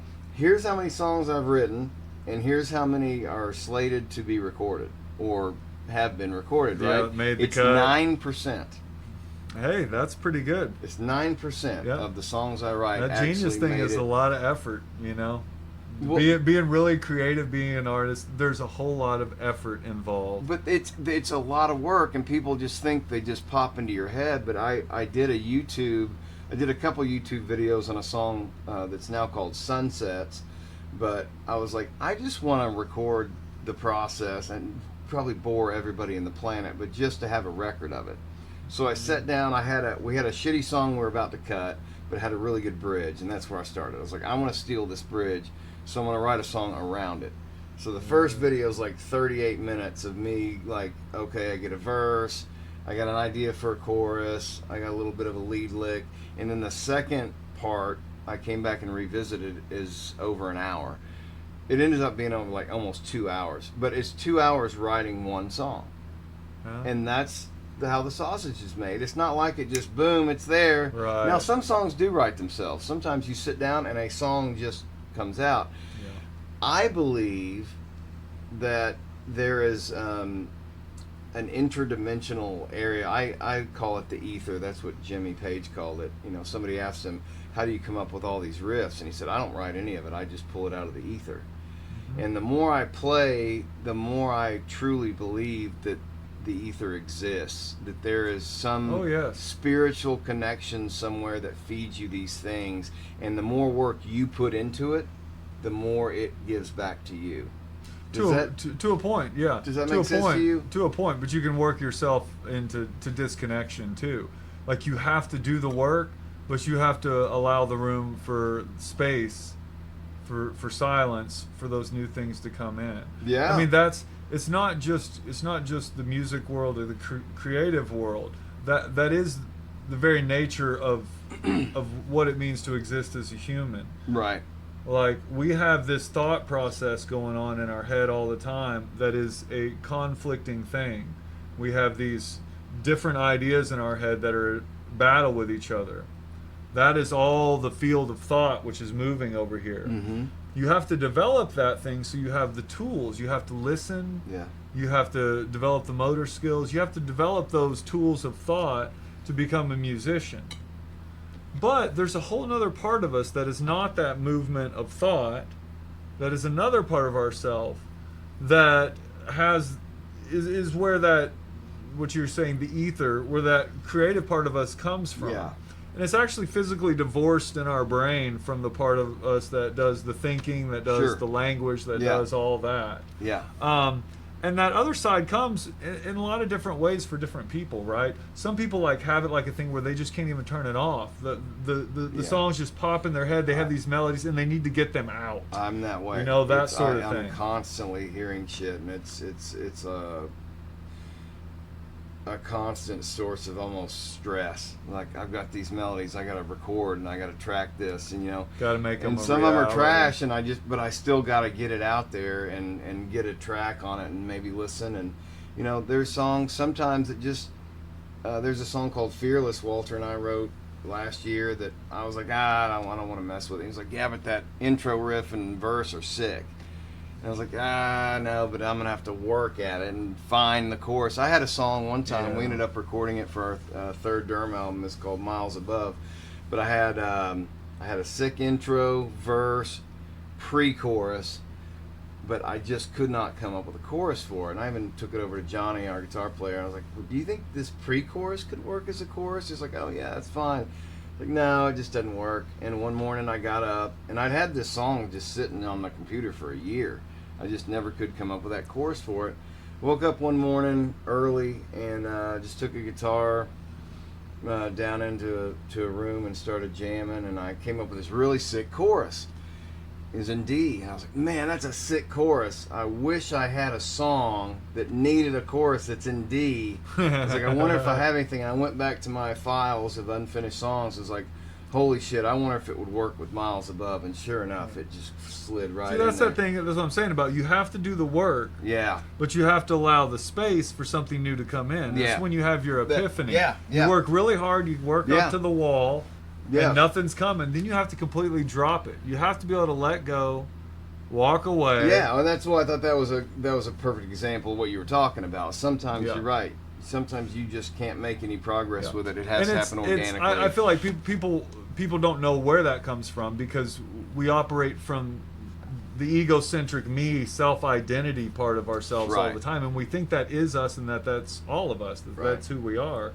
But there's this whole other side of us that's packed in here too, that provides us with those epiphanies. Right. But you got to do a lot of the work and legwork yourself. Most of us, it's just like being an athlete, right? Folks. Like, I'll take Matt Jones for an example. One of the greatest athletes I've ever seen play. As a quarterback at Arkansas, he goes to Jacksonville as a wide receiver, and the guy's super talented, but their head coach, Jack Del Rio, said, I've never seen somebody with more physical talent and zero work ethic. Right? So you can be a talented musician, but if you don't put in the work, you're not going to succeed. Whereas if you have zero talent whatsoever, and I know guys like this, they have zero talent and they put in hours and hours and hours, and you're just never going to get it. It's just not going to be possible. Yeah, so you have to marry the talent with the work to succeed. You have to have both of those things. Yeah. And it is a lot of work. I mean, for every song that I even present to the band, I've put in 2-3 hours on it before you even hear it. Right. Like, I've gotten it ready. I've probably cut 20 songs to get this one song. Yeah.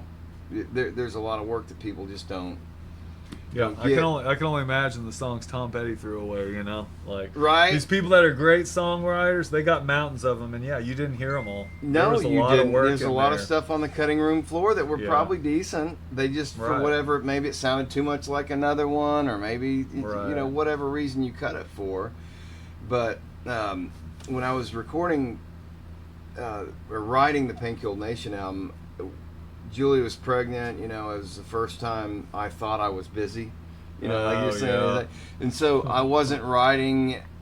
John Lennon always said, finish a song when you sit down or you're never going to finish it. Of course, they didn't have all the recording capabilities we have now on phones and, Right, truly different game. Yeah, you had to sit down at a fucking 8-track and, really do that. But I found myself just writing bits. Like I would write a verse, I'd write a chorus, I'd write a bridge, and I'd start filing them under verses, bridges, choruses.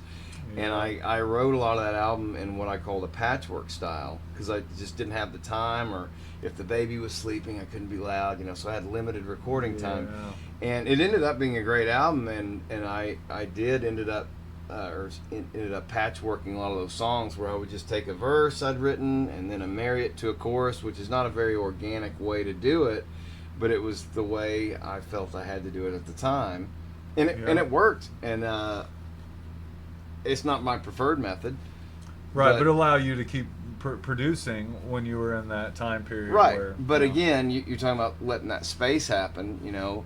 Sometimes you can just write in different areas. I'm writing this chorus, and you can marry them up, and as long as they're in the same key and tempo and make sense together, you as the listener would never know that they were completely different sessions. And I've written a song every way that is possible to write. I've been asked before, like, how do you write a song? It's like, there's no way. Sometimes you'll get a melody while you're driving and just hum it into the phone, and then you get home and you're like, oh, that's a cool melody. Well, where is that on the guitar? What is this? And you put some work into it. Sometimes it doesn't work out. Sometimes it's sick. I don't know, man. We just 12 years of not playing, because that's how big our gap was. But I always wrote during that, and so then you just start getting stressed out. It's like, I've got this mountain of songs climbing, so I'm super excited right now to be in a band again, like a full-time band tour. It's like we can at least bring these songs that have been on a hard drive. So we've got an album track list now. Like, we're actively working on an album. Half of them are songs from 2012 that would have been the next Durham album, and half of them are new. Just because me and Walter are playing so much together, your odds of writing a song with no guitar in your hands are pretty slim. You might come up with a melody or something and record it, but when you got a guitar in hand actively and a drummer, I mean, there's a chance you might just be dicking around and come up with a sick riff. And it's like, let's work on that. I mean, I can't tell you how many times we've been trying to practice this song, and it's like, hold on, I got this riff in my head, and then we'll spend an hour hammering it out of unexpected things that come hammering it out of the rock, and just getting it. And that's what I miss. I haven't had this since I was a teenager, where people have the time, and it's like working with kids or retired people are awesome because they have time. It's just everybody's middle age is busy as fuck. So I'm like, and me and Walter are able to play every day and get tight on these things and work out all the issues and the kinks. So by the time, the process we're doing now is I was always pretty lazy with how I'd sketch my songs out. I'd do what I call a sketch demo. I'd record the melody of like the verse, the chorus, the bridge, and the riff, just the very basic structure, so I could remember it. And it made sense to me, but if I showed it to anybody else, they're like, what is this? This isn't arranged. There's no, so now we're bringing those songs to life. It's like, okay, let's put drums to it. Let's put an arrangement on it. Let's record. And usually in those sketch demos I would throw on harmonies or additional lead guitar parts over those parts. Yeah. So I could always go back and get to a finished product pretty quickly. But now we're basically, what we'll do is we'll take these old acoustic sketch demos, me and Walter will work them up on drums, we'll record a video of us doing just me singing rhythm guitar, him drumming, and then I'll put that into Cakewalk and I'll add harmonies or any lead guitar parts I have on it, add that back to the video and post it, and then I can send it to my dad and Kurt, and they have a listenable song. Yeah, Like to work with. here's what the harmonies are doing. Here's what I'm hearing on some lead licks on the chorus or whatever. But the rest of it, learn the song. I feel like to play a song, you have to have a relationship with it. Yeah, it certainly helps. I don't know. Some of those people, they can do it. Studio musicians. When you're playing all the time, you get in that. I imagine that's you get a whole to some nother flow, level. Yeah, flow Yeah. state. I've never been able to play that much. Did you watch the documentary on Becoming Led Zeppelin that just came out? It's on Amazon Prime now. No, I haven't seen it yet. It's I think you'd enjoy it. It's basically how they got started and everything. And I always thought they were a little bit more organic than they actually were, but they were literally like New Kids on the Block. It was a manager putting together a supergroup. Yeah, supergroup. Yeah, and it was almost Jeff Beck's supergroup. It sounded like. Yeah.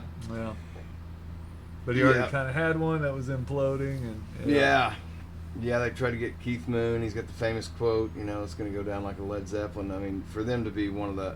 Well, let me ask you this: as a musician, who are your top 5 favorite bands? Top 5 favorite bands. Gosh, that would be hard. I mean, like a lot of stuff I like is like old blues artists for sure. Yeah. But then there's so many. Like the Chili Peppers would definitely be one of the top bands because they're one of the bands from the 90s, like when we grew up, that I developed a connection with and still have. I still really enjoy. Which is interesting because they didn't really have a strong lead guitar presence. No, not so much, but the Hendrix presence was undeniable when Frusciante joined the band. And it was about the way the songs were recorded and produced, the way the studio was used right. as an instrument, that sort of idea. Mm-hmm. And then, they just, together as a group, those 4 guys, my favorite. I like their early albums too. Yeah. But particularly when Frusciante's in the band, I really like that stuff. So they would be really high up on my list. Like some of those guys that I listened to for a long time. It's not bands like Jeff Beck.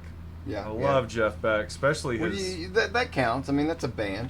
Right. Beck It's band. you kind of get into that the lead guitar player sort of thing. And I do listen to a lot of guitar players, that's for sure. Would you rather do a top 5 lead guitar players? Would that be easier? Well, I don't. I mean, that's easy. But then it's hard when you do lists. You pick who do you leave off, who do you put on there. Well, fucking try it. Top 5 lead guitar players. So or at least biggest influences. Yeah. Well, Hendrix is the top of the list for sure. Yeah. Stevie was huge in terms of influence for me. I was pretty obsessed in that world for a while. He played a half step down, didn't he? Yeah, like Hendrix. Yeah, half step to a step. Did Hendrix do a half step down too? Yeah, half step or full step. Some of his stuff too, which I do enjoy what that does for the. I've world. always played a half step down, but it was the reason I started doing it was because a lot of the bands in the '90s were doing it. So if you wanted to learn their song, you'd turn a half step down. And honestly, I mean, a lot of the bands were doing it. Plus, as somebody like me who doesn't have the best vocal range, it makes it a little easier to sing. On some of that stuff, and the tone's just a little heavier, if you like that kind of shit. Right. So I've just always done it. But why did Hendrix and Stevie do it? Was it the way the strings felt? Or? I just assumed Stevie did it because Hendrix did it, and I don't know. Hendrix was an oddball, right? So I don't know why he did it. I really don't know. There's plenty of theories, but I never heard anything from the man himself. Yeah, I've never heard a definitive reason why. I would guess because he was, like you say, he was a super self-conscious singer. When he got his own band, own record deal, and he was the singer, they talk about him having to hide behind a curtain in the studio so no one could see him when he was cutting his vocal parts. Oh, is that right? Yeah, and the first maybe record... some insecurity there. Yeah, the first record was in standard. Give or take, a lot of that stuff back then, they just tuned to each other. And, right. That sort of thing. But then by the second record, I think it's mostly all down half a step in there. And I don't know, it could have easily been the string gauge issue. there weren't light gauge strings in the 50s and early 60s. They just became a thing like right in the middle of the 60s. Yes. And a lot of those guys were taking banjo strings and putting on there to make a light gauge No string. shit. Yeah, I didn't know that. that's how they got the first ones. You know, you just you throw away the high one and put G on, and then put the other ones on. But when you tune down, you get looser strings, so it facilitates bending. Yep. He would bend those crazy big bends, but it also may have had to do with tuning stability. The less tension you put on those old tremolos when you deck them like that and make them flat, the better tuning stability you have. And even at that, the Strats, like you do what Hendrix was doing with one. That was not what the instrument was designed to do. And so there's a reason it can't keep up. It, Right. You know, Yeah. can't stay in tune, all that. Some of it may have been the tuning thing. And he may have just liked the way it sounds. Because there's, you know, like, you ask people, what's the heaviest key? Well, the F sharp minor. That's the heaviest key. Because your lowest note is your seventh coming up into that one, and it's below. You have it down below, and so if you take that, and that's like Foxy Lady's in that key. If you take that and you wanted to make it heavier than anybody else can, you have to tune the guitar down. Right. You got to start tuning the guitar down. It's the only way. E flat, D. Yeah. And it does. It sounds different. It does. Same strings. It feels different. If you don't have a lot of string options. Megadeth recently started tuning a whole step down because Dave's vocals can't, you know, he's in his 60s, and it doesn't sound right. It sounds, because your ear knows what I know what the it's key supposed of to the sound song like. is. I get what you're doing. You're trying to have some longevity here and keep touring, and that's what you have to do it. But it's just so weird to hear. It's like, wow, it sounds heavier and deeper and just not at all what the original sounded like. But I mean, good for him. It's funny, but when people say, "Oh, we'll just play it in this key," I was like, "Well, no, it's not the same if you play in a different key." A lot of stuff, you move a different key. It suits the vocalist. That's where it needs to be, right? You know, but no, things don't sound the same. This note is not the same as that note. Not at all. Yeah, not the same feeling, not the same vibe. Do you do any songwriting? I do, but it's been so slipshod, so haphazard over the years. Like, I never saw myself as wanting to be the front guy in the band, or it be my band. You'd be like a Pete Townsend kind of thing too, though. Yeah, you could do that. But like over the years, just the way it happened to evolve with bands, like I was usually, if I was writing, it wasn't because some brilliant thing had just popped in my head and I had to get it out. I was writing because it was fun to do and participate in with other people. Yeah. And we were trying to get enough original material together for a band to do stuff. This is the first band I've ever been in where there is like the songwriter, and he just always has another song. Yes. And I just always like the songs. Yeah. You know, that's just awesome. So what's your process then? How does he present the songs to you? Like, what's your process there like? A lot of the songs he already has a demo sketched out of it that he's done himself, all the parts. And it has the basic rough framework, right? And then we build up from there. Anything from arrangement to adding new parts, to minor changes. But he's one of those types that the way he describes it is you know, these songs jump into his head, and then he has to go figure out how to get them out on the piano. I'd love to meet him sometime. Would he be interested in doing a podcast, you think? Oh yeah. And Paul would love to talk probably the conspiracy side of the world with you too. Would he? Yeah, he definitely gets into some of that. If you wouldn't mind asking him, give him my number. Okay. And have him reach out. I'd love to talk to him as another songwriter. Okay, so then you get some kind of a demo or something, and then so what's your we'll approach? either get a demo or he'll give us a chord chart. Yeah. That lays out just the basic framework of it. Yeah. If he's got something particular he's heard somewhere, he'll say, "I'm hearing something like this here," and we'll stick that in there. And then we play the song, and then we see what develops naturally. Yes. Most of the solos have been developed naturally in the course of just playing the song with the guys. We record the rehearsals. I'm a firm believer in recording and going back and listening and doing your homework. So am I. Yeah, you don't catch everything in the moment, and even if you And were, even if you do, you unless you're weren't taking you weren't copious really notes. participating. You Yeah. can't do both things at the same time. Yeah. Trying to be totally open and receive what everybody else is doing, and allowing space for you to interact with that is enough of a challenge. I feel like versus Yeah. trying to hold all that there and then create something new with it at the same time. Just let it naturally come up that way. But Go also, back, listen. especially in a new band, like this is my 4th time starting over from scratch, and so sometimes, like while my dad's learning all this new stuff and our bass player's learning all of it, sometimes it's like let's get through these hurdles before we start really fine tuning the other things. You know, like you gotta focus on what's really important at the moment. Well, at least you've built up a body of work that's yours that can be transported to whatever that next incarnation is. That's true. Like I have this long chain of things that were for a project, and that project no longer exists. So it's like you don't really take the songs out of that context and put them into another.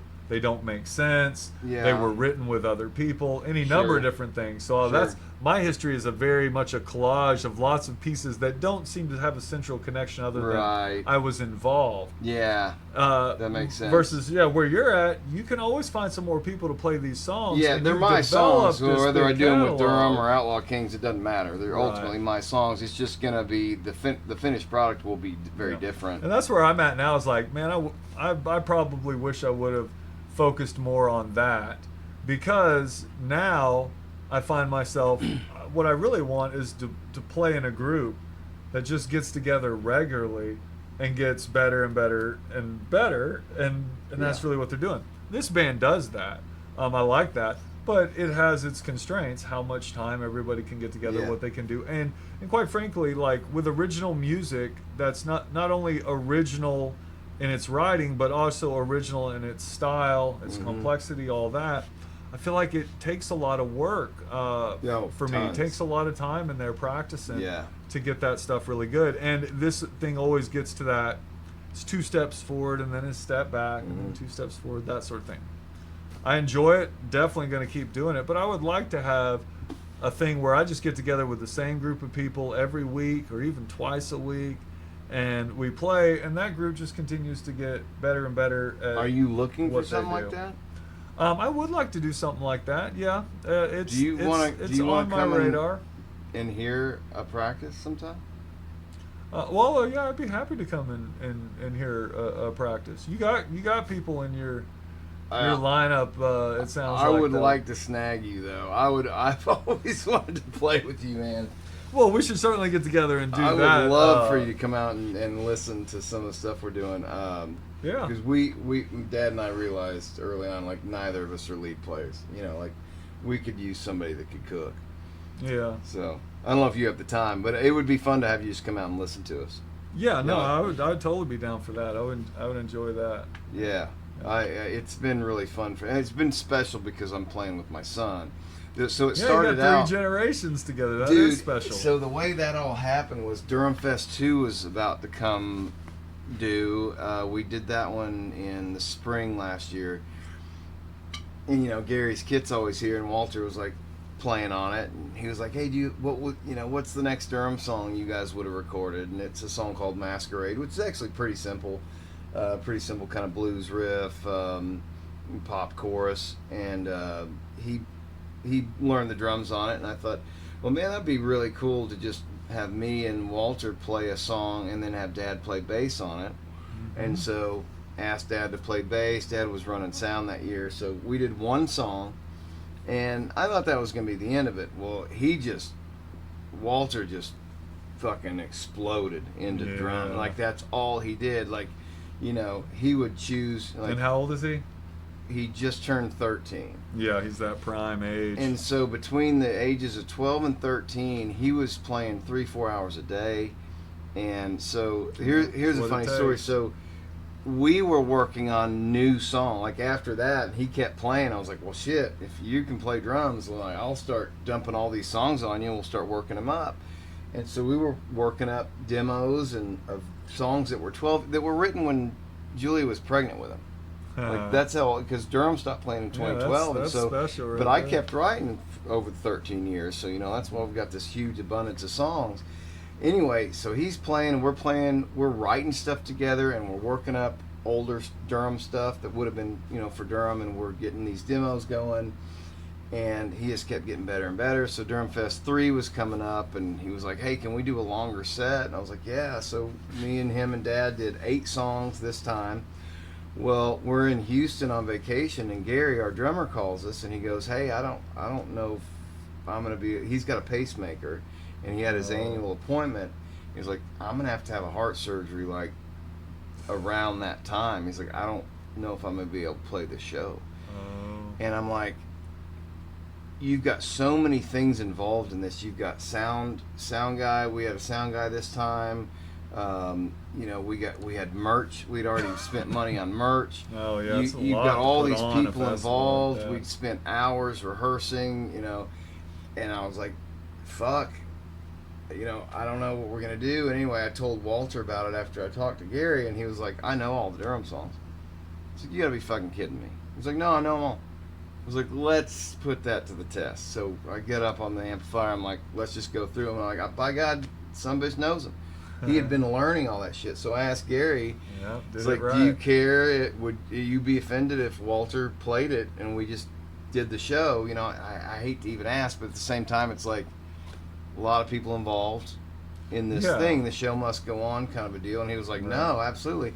So we had our first practice out here with Walter, and Gary came out, which he didn't have to, and he coached him.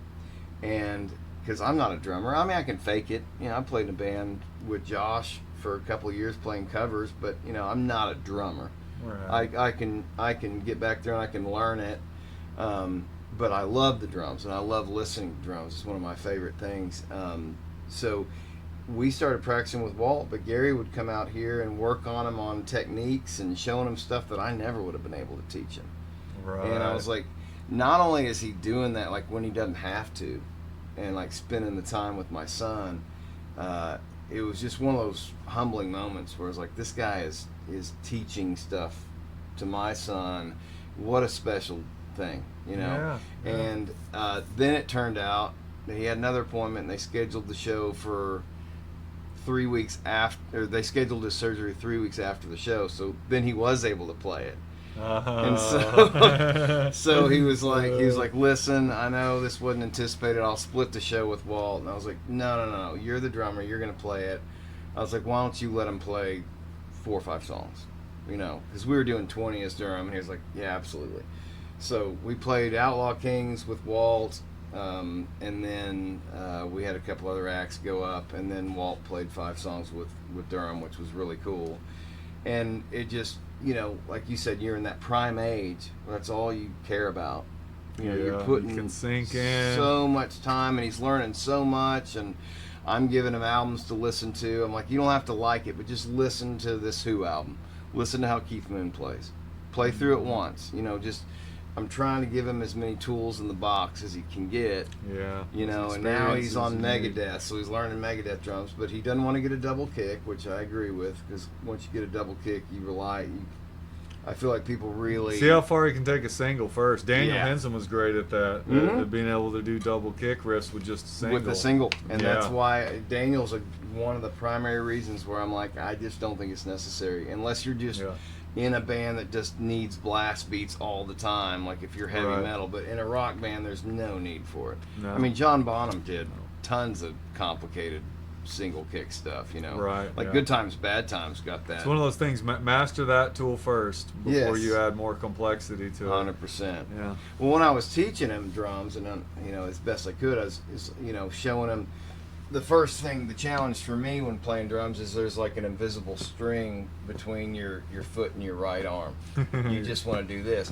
Once you cut that string and you can free that up, so we cut his string earlier. The song that did it for me was Aerials by System of a Down.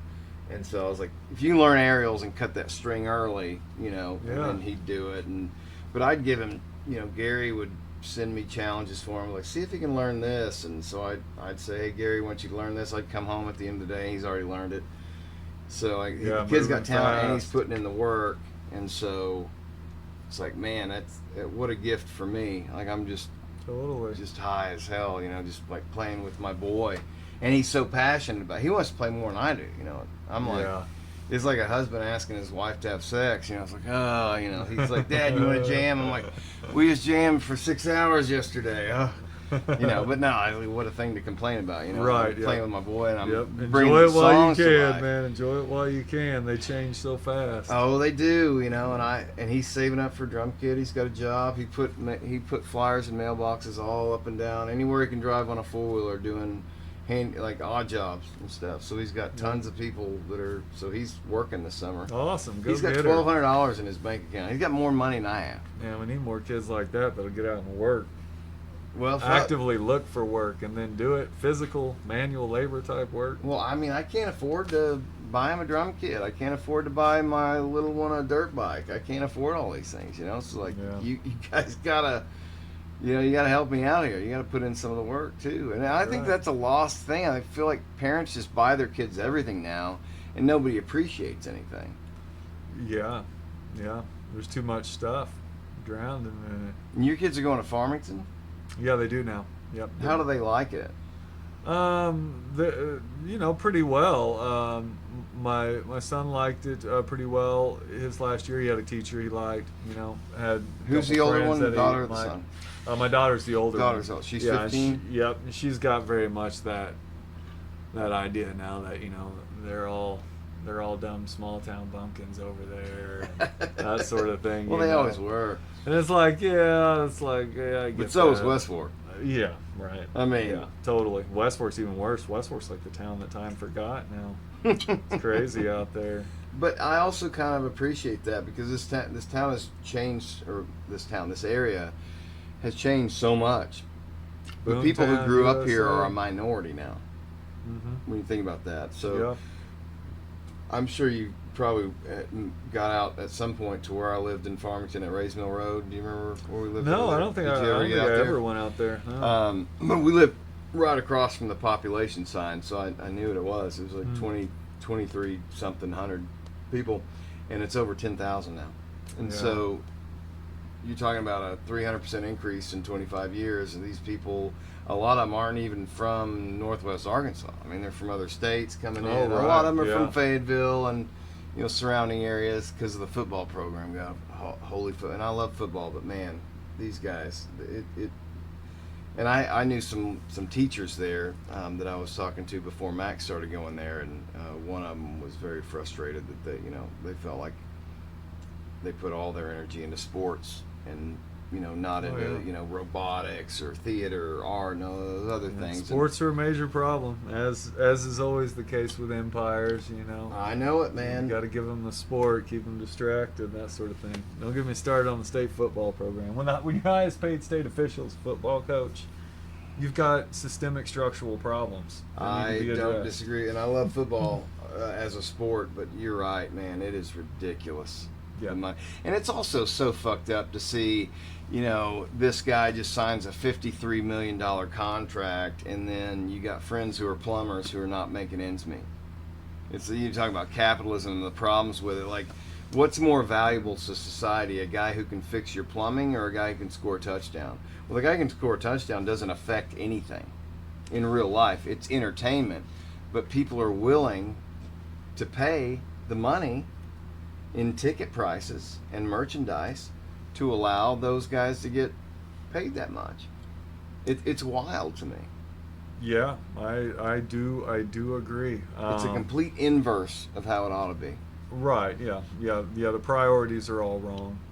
It's the same thing that creates the pop star. The idea that they really have something very special and very unique that you can't get anywhere else.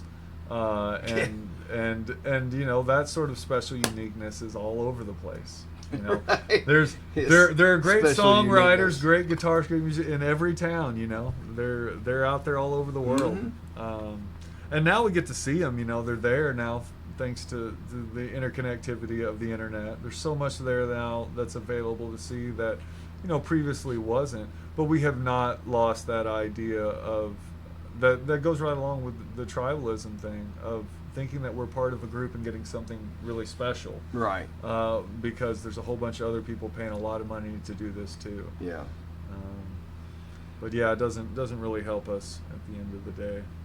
Well, one thing that saddens me is that music is no longer, when we were growing up, pre-internet society, We're the last.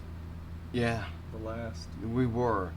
But everybody was watching the same 5 networks and listening to the same 5 radio stations. Yeah. So basically, you might have your preferences, might be metal or pop or whatever, but everybody was at least aware of the same bands, the same TV shows, right? Now you've got 1 million streaming services. You got 1 million different places to listen to music. I don't think you're ever going to have another stadium band just come out of nowhere. Maybe. It's Mike Portnoy had a great quote. The drummer for Dream Theater said, in the '90s, there were thousands of bands making millions of dollars. Now there's millions of bands making thousands of dollars. Yeah. Because it's easy to self-produce now. Well, and a night at a local club still pays what it did in the '90s. Like, right. Like you guys you talk about your guys playing just one show a year or a couple of shows a year. It's like, what are your goals? Yes. What is it that you really want to do? Right. What's your goal with Durham? Is it just that, these songs have to be created and you need to get that done, or is it just as much a thing of you want a particular outcome? You want an album. You want it to be sold. You want people to hear it. What do you feel like is your ultimate outcome or driving motivation with that? Yeah, with Durham, I know we're never going to record another album, and that's why I moved on with Outlaw Kings. But I just want to get the music out there for people to hear it. I am terrible at business, and I'm terrible at asking or making money. Like, I don't have whatever that is. Yeah. Like, I have a hard time asking or charging for things. If it's merch, it's one thing, but it's like, as far as like Durham Fest, we don't charge admission. We just want to do it for family and friends. Like, we just want to put on a show and have fun with it. With Outlaw Kings, we are going to do an album, but it's like, I have a hard time charging people for it. And I get it. It's a service. It's an entertainment, and we put a lot of work into it, but I just don't have whatever it is that makes you money savvy. There's a whole business side of it now. Yes, there is. Like, that's why trying to book this band. Chuck does all the booking essentially. Yeah.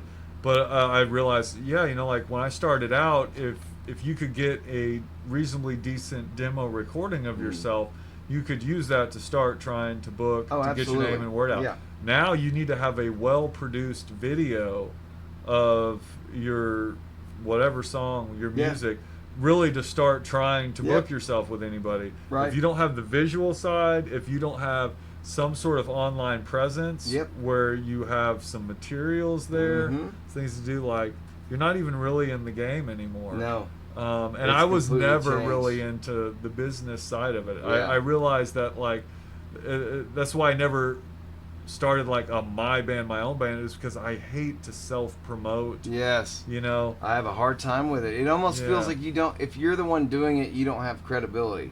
Because everybody's going to say, my band's awesome. Right. You need a manager. And when Sober was most successful was when we had a manager who was taking care of the business side of it, the booking side of it, that stuff, and I could just worry about writing songs. Right. I hate business. I'm not good at it. I'm an artist. I'm not a businessman. And, that's always going to plague me. Yeah. Well, then stick to the side of it that is the you side of it.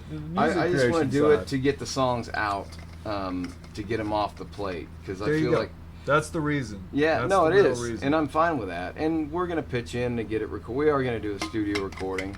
But where do you want to record at? I want to do it with Crisp. Just the big nice one in town? Just to come full circle, because Sober recorded our Crawl Space single. We did 3 songs with Crisp back in 2001. It was the first time we'd ever gone to a real studio. Yeah. Now, Darren was charging $100 an hour back then, and Dwight Chalmers at Listen Lab was charging $50 an hour. So after Sober had recorded with Darren, when Durham got together and we were going to record, we ended up going to Listen Lab just because it was half the price. Right. And Dwight, I don't know if you ever knew Dwight Chalmers or Listen Lab. No, not personally. Man, he was, it was the greatest recording experience I've ever had. He just,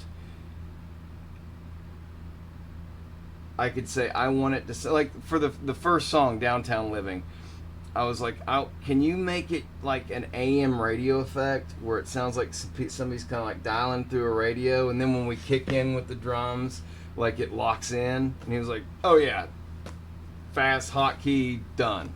It's like, holy shit, you know? Yeah, it sounds like kind of an do AM radio at the beginning when the opening riff is coming on, like, and then all of a sudden, you know, it just kicks in, and but like me having no musical or any kind of education, you know, I'm just trying to explain it to him the best I can. Yeah. And he was able to dial in the sound I wanted. Yeah, and that's such a fun experience. That's one of the things I like the most, is when you can get in that sort of creative atmosphere, and you can realize those ideas, and it takes the space and the right group of people to do that. I really enjoy that part of recording and the creative music project. A lot of people I've played with over the years always thought of recording as this drudgery they had to get through to get a gig, really? or to perpetuate the stage show. Oh, you know, see, and I was always the opposite. I love performing. I like playing for people. You know, it's so fun. A band. I've never been in a band that plays like it does when it plays live. When you're playing before people and this is it, it's different than any other time when you're playing with that band. You know, the band may be the same band, you know, you may play the song the same way, but the way you play is different when you play in front of people. So I always like that part. I always want that part of it to be there.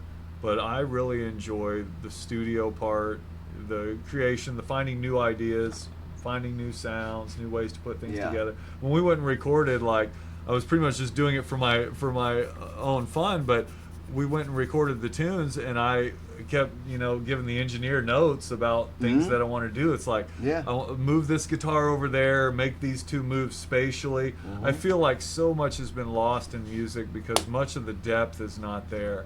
Either the well, you depth, also have the loudness wars stuff. Yeah, the depth of the audio quality, the compression, all that, but also the depth of a stereo mix that is interesting. Like, and again, when I was really latching on to music, I was listening to a lot of stuff from the '60s, which is when that whole thing became a thing. When stereo was new. Yeah, stereo became a thing, using the studio to achieve different effects. And the Beatles were ignoring it. That was what was interesting too. Oh yeah, there are all the those Beatles were mono like, mixes. George, if you want to do a stereo mix, that's fine, but they weren't even involved in it.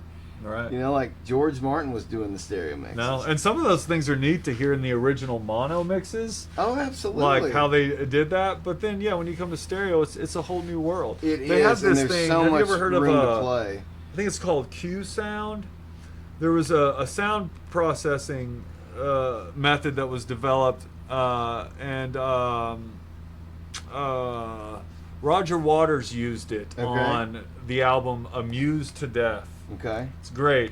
But what it does is it uses just a regular stereo system, is my understanding, and the listener sits in a specific spot in relationship to those speakers, and through some sort of audio trickery, it makes things sound more like what surround sound does now, where they're in different places, where a voice either sounds like it's beside you or above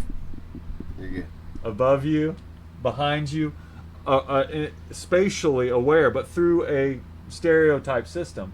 And it has to do with something with the way they mix it. They send like delayed signals or something that are imperceptible to, you know, our hearing, but make these sort of effects. Listen to that album. It's really a great one. You can listen to it. Is that a Roger Waters album or a... Yep, Roger Waters album, Amused to Death. I'm not sure how many bands actually got to make records. I'm going to write that down. With that Q sound. That's a great album too, I feel like, just because it has political poignancy And Jeff Beck also plays guitar on does he? a number of the You said tracks. it's called Amused to Death? Yep, Amused to Death, Roger I'll Waters. check it out. And I think it's called Q Sound, the technology they use, and it's antiquated. I don't even know that it's around anymore. What year did that album come out? Was it in the 70s? No, that was much more recent. I Oh, don't a know. newer one. I want to say it was like the 90s or early aughts. Oh, okay. Might have even been like Bush era something. There's of course a pretty big political / social message in it.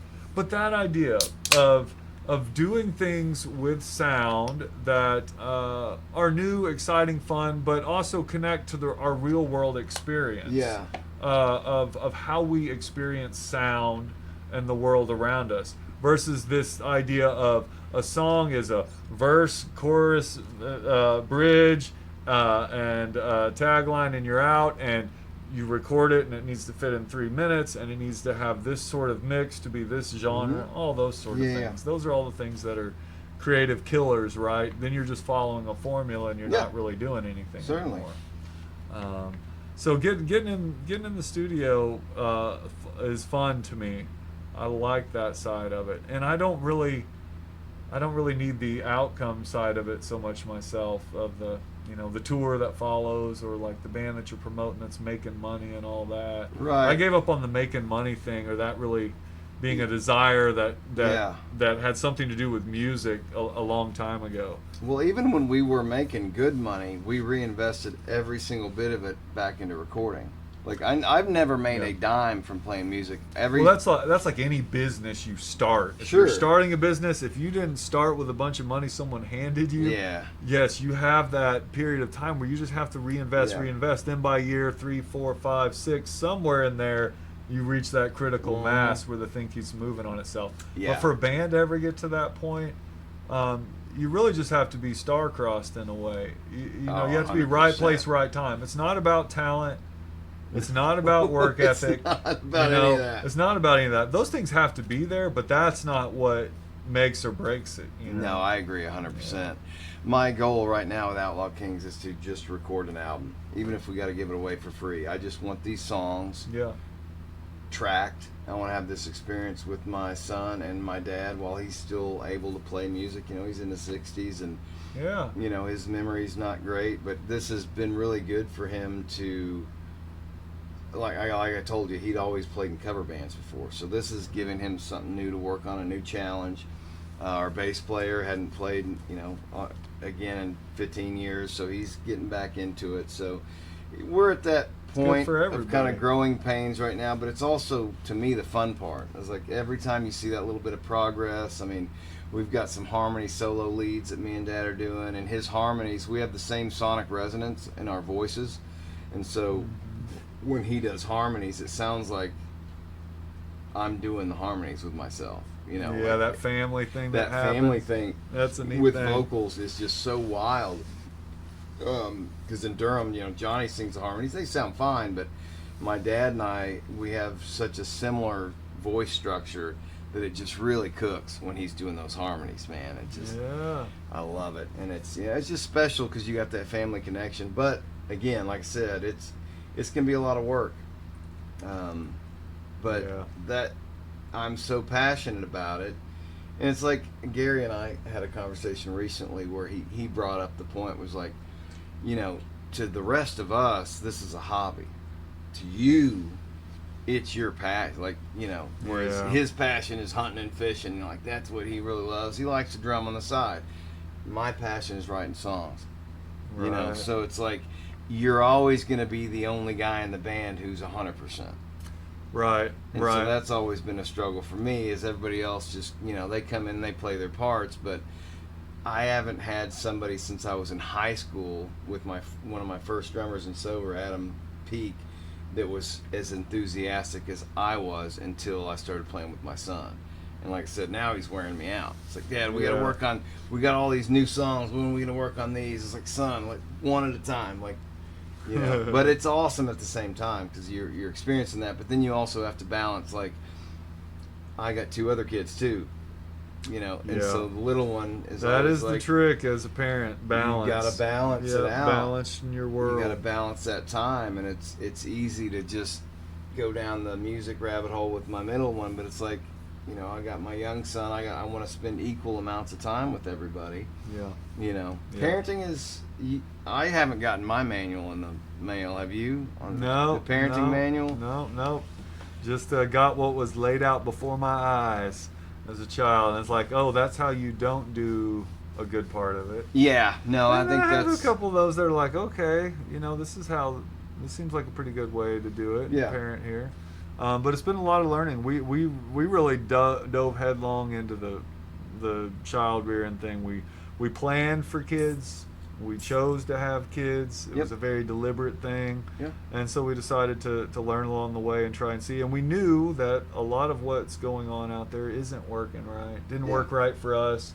Didn't work right for the people around us. Sure. So we So thought you we do a would. little course correction. Yeah, we thought we'd try some different things where Yeah. possible. You know, Yeah. do what you can where you Good can. for you. Yeah, we started homeschooling, and well, I say we, Julia mostly, but for the first couple of years, I was working at home during COVID, so it was good Wow. for me. So I could do like homeschooling as well, which my homeschool classes were like music appreciation. It's like, we're gonna listen to the Who's Tommy. We're gonna watch the movie Tommy. You know, it's like, want to connect you guys to some of this old stuff. And you know, my kids are wild because they listen to a lot of the same music that me and Julia do. You know, stuff from the 70s and 80s and 90s. They're not listening to new stuff. They're really hooked on the stuff we grew up on, which is how I was as a kid too. I was into my dad's record from the 70s, you know, listening to the Beatles and the Beach Boys and Led Zeppelin and that kind of stuff. And then the 90s was kind of a reboot after the 80s. You know, we're talking about how, you know,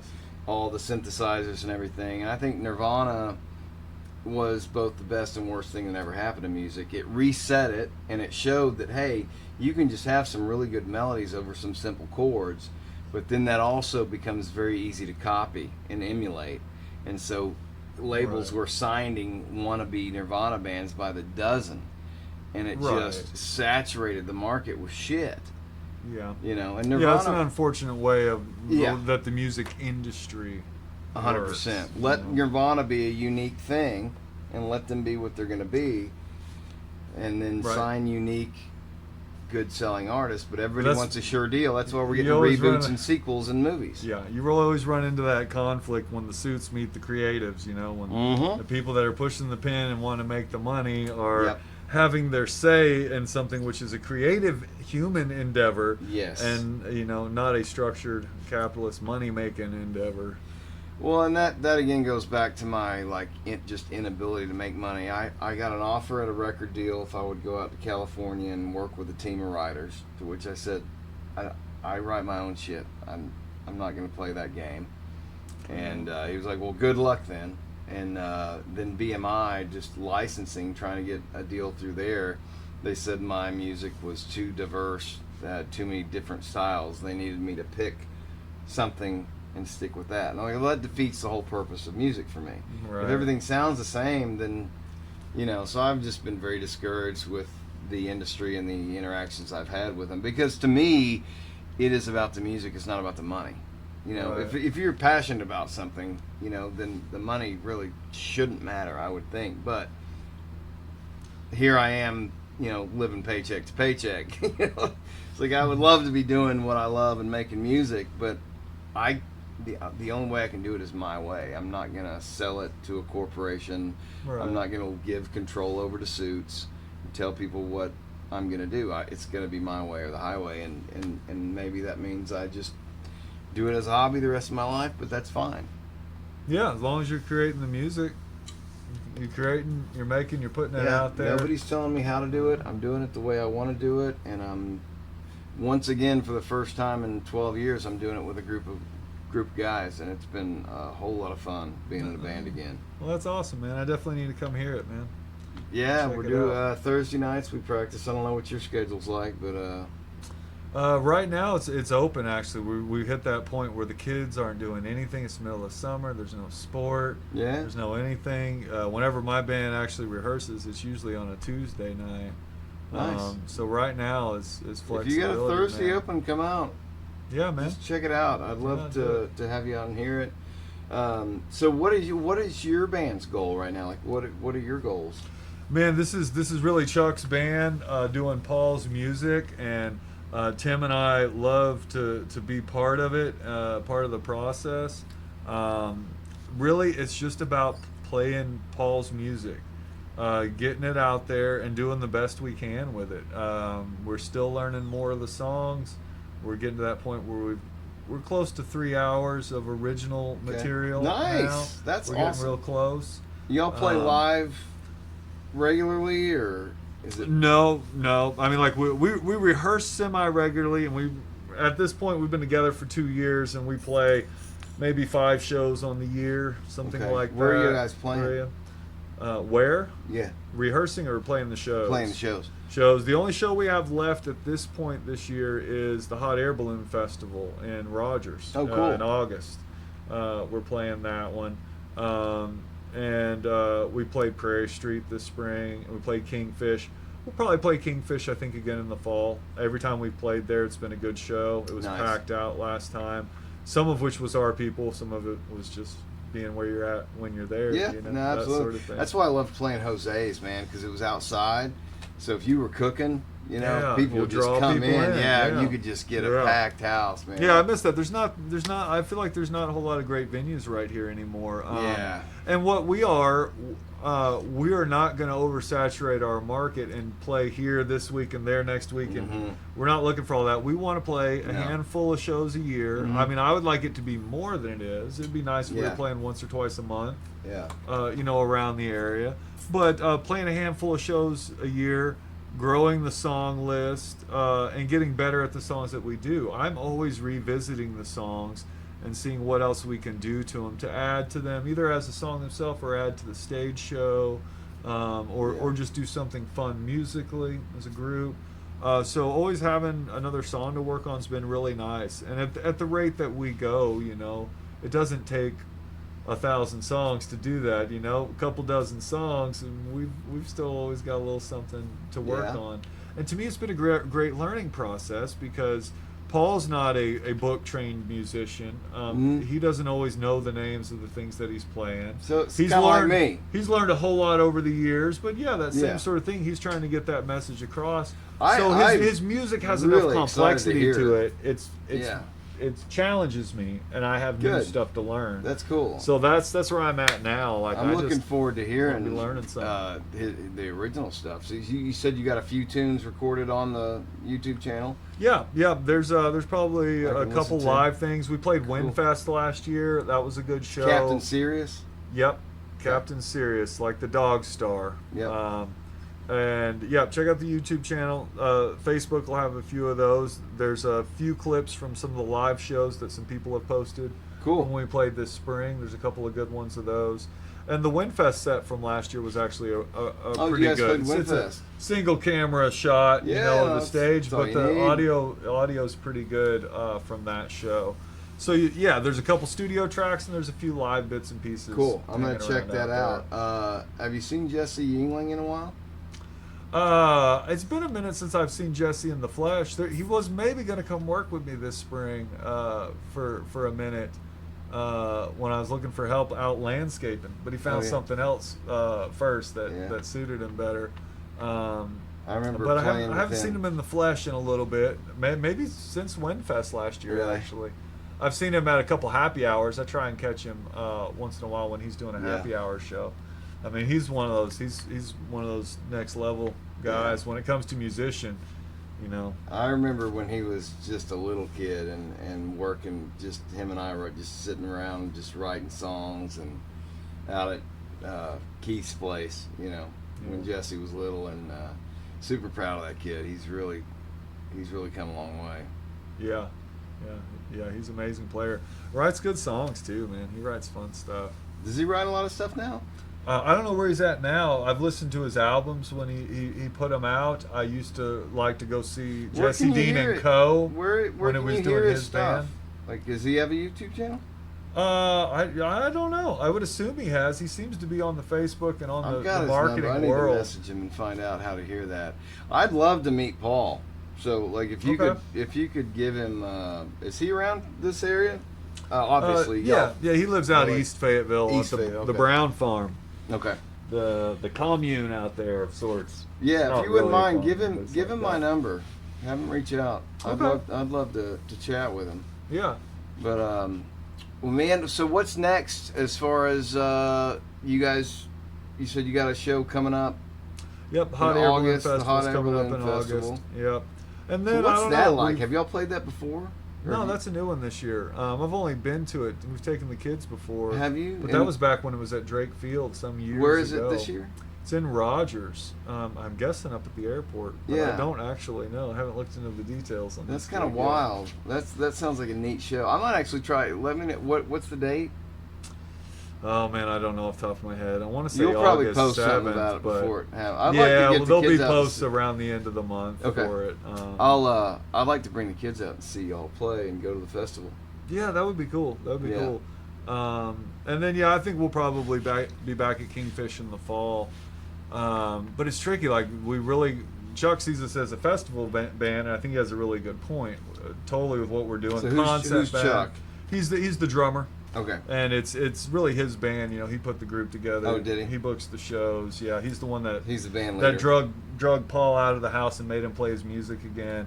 Nice. Chuck and Paul played together for years in Mudhawk with Richard Burnett. Okay. So they were in that band together for a long time. So their relationship goes back I a got you. good ways. Okay.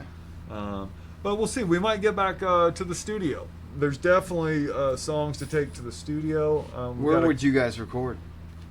I don't know where we would this time.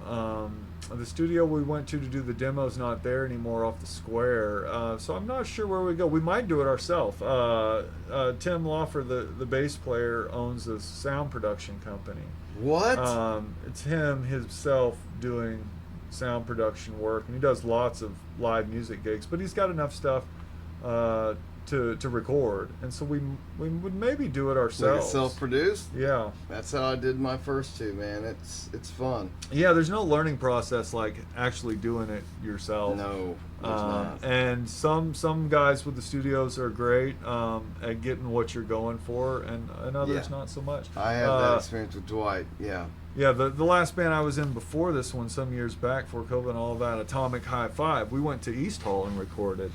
And that Did you was really? that was a really fun experience. That's I awesome. liked it, but it was again. Where is he, A Saul? crunch, and he's right over here on our side of town.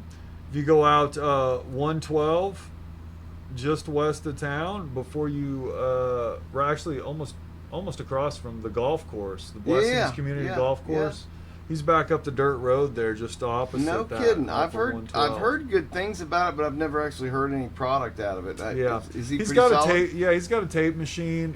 Chris would record to tape and then dump it down to digital. Really? So you would get a little bit of that fat bump of being recorded to tape. Just Yeah. having that system, the preamps, whatnot. Yeah, that's I wild. enjoyed it, but it was another one of those. It was tight. It was money. You know, we went in, recorded all my parts live. Right. With the band as we did it. They overdubbed vocals, did a couple mixes, and that was it. Right. You know, but it was everybody live in a room together, Yeah. and I still like that. I'm that old school '60s thing of I want everybody together live in a room, or at least where they can see and face each Yeah, other. I'm the same way. Yep. I like to get at least your basic, your drums, bass, and rhythm guitar live. Yep. if Get you a can. master track Yeah. where everybody's there, and you got some sort of I agree. chemistry happen, and then build on that all you want. Yeah, build on that, but in order to do that, you've got to put in the work.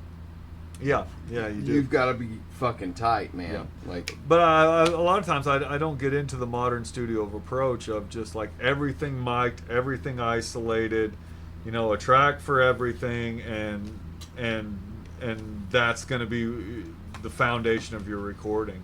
There's a lot of magic that happens when you have things mic'd differently, when you're using room mics, you know, a lot of the stuff in the 60s was very simple. oh, 4 tracks, absolutely. 8 tracks. Well, like when you only have so many to work with, you get neat things that happen because you're dealing with constraints. Yes. And then also the thing about I do not want to play on something where everything's cut and pasted together. Yeah. I've got no problem like what you were saying earlier, where you record a bunch of solos and you pick and choose and you Yeah. make one and put it on there. Yeah. But when you're cutting, But then he's going back and literally learning it. Like he's actually. Yeah, and then you can actually play the whole thing Then together. he's- That's even yeah. better. That's even Yeah. better. But this idea of let's put everybody on the dot and let's move things and click, like, Yeah. that's like, I don't want any part of that No. process. How do you That feel- would make a studio not fun to me. How do you feel about auto-tune on vocals? Well, I don't know why everybody needs to sound like they're a robot now. Like I don't like the sound when that is, because it's used now, not like it was initially intended, where we're gonna tune you a little bit to put you in tune and fix you. Well, now they it's use it used as an effect. Yeah, it's used Yeah. as an effect, and I don't like the sound of it in that regard. Yeah. And then I'm also like one that, again, give me somebody who I can feel their soul in that vocal line, and that's all I really want. I want to hear the human self-expression. Yeah. And the more things you put in the way of that, more oftentimes you're going to lessen that experience Right. versus enhance it.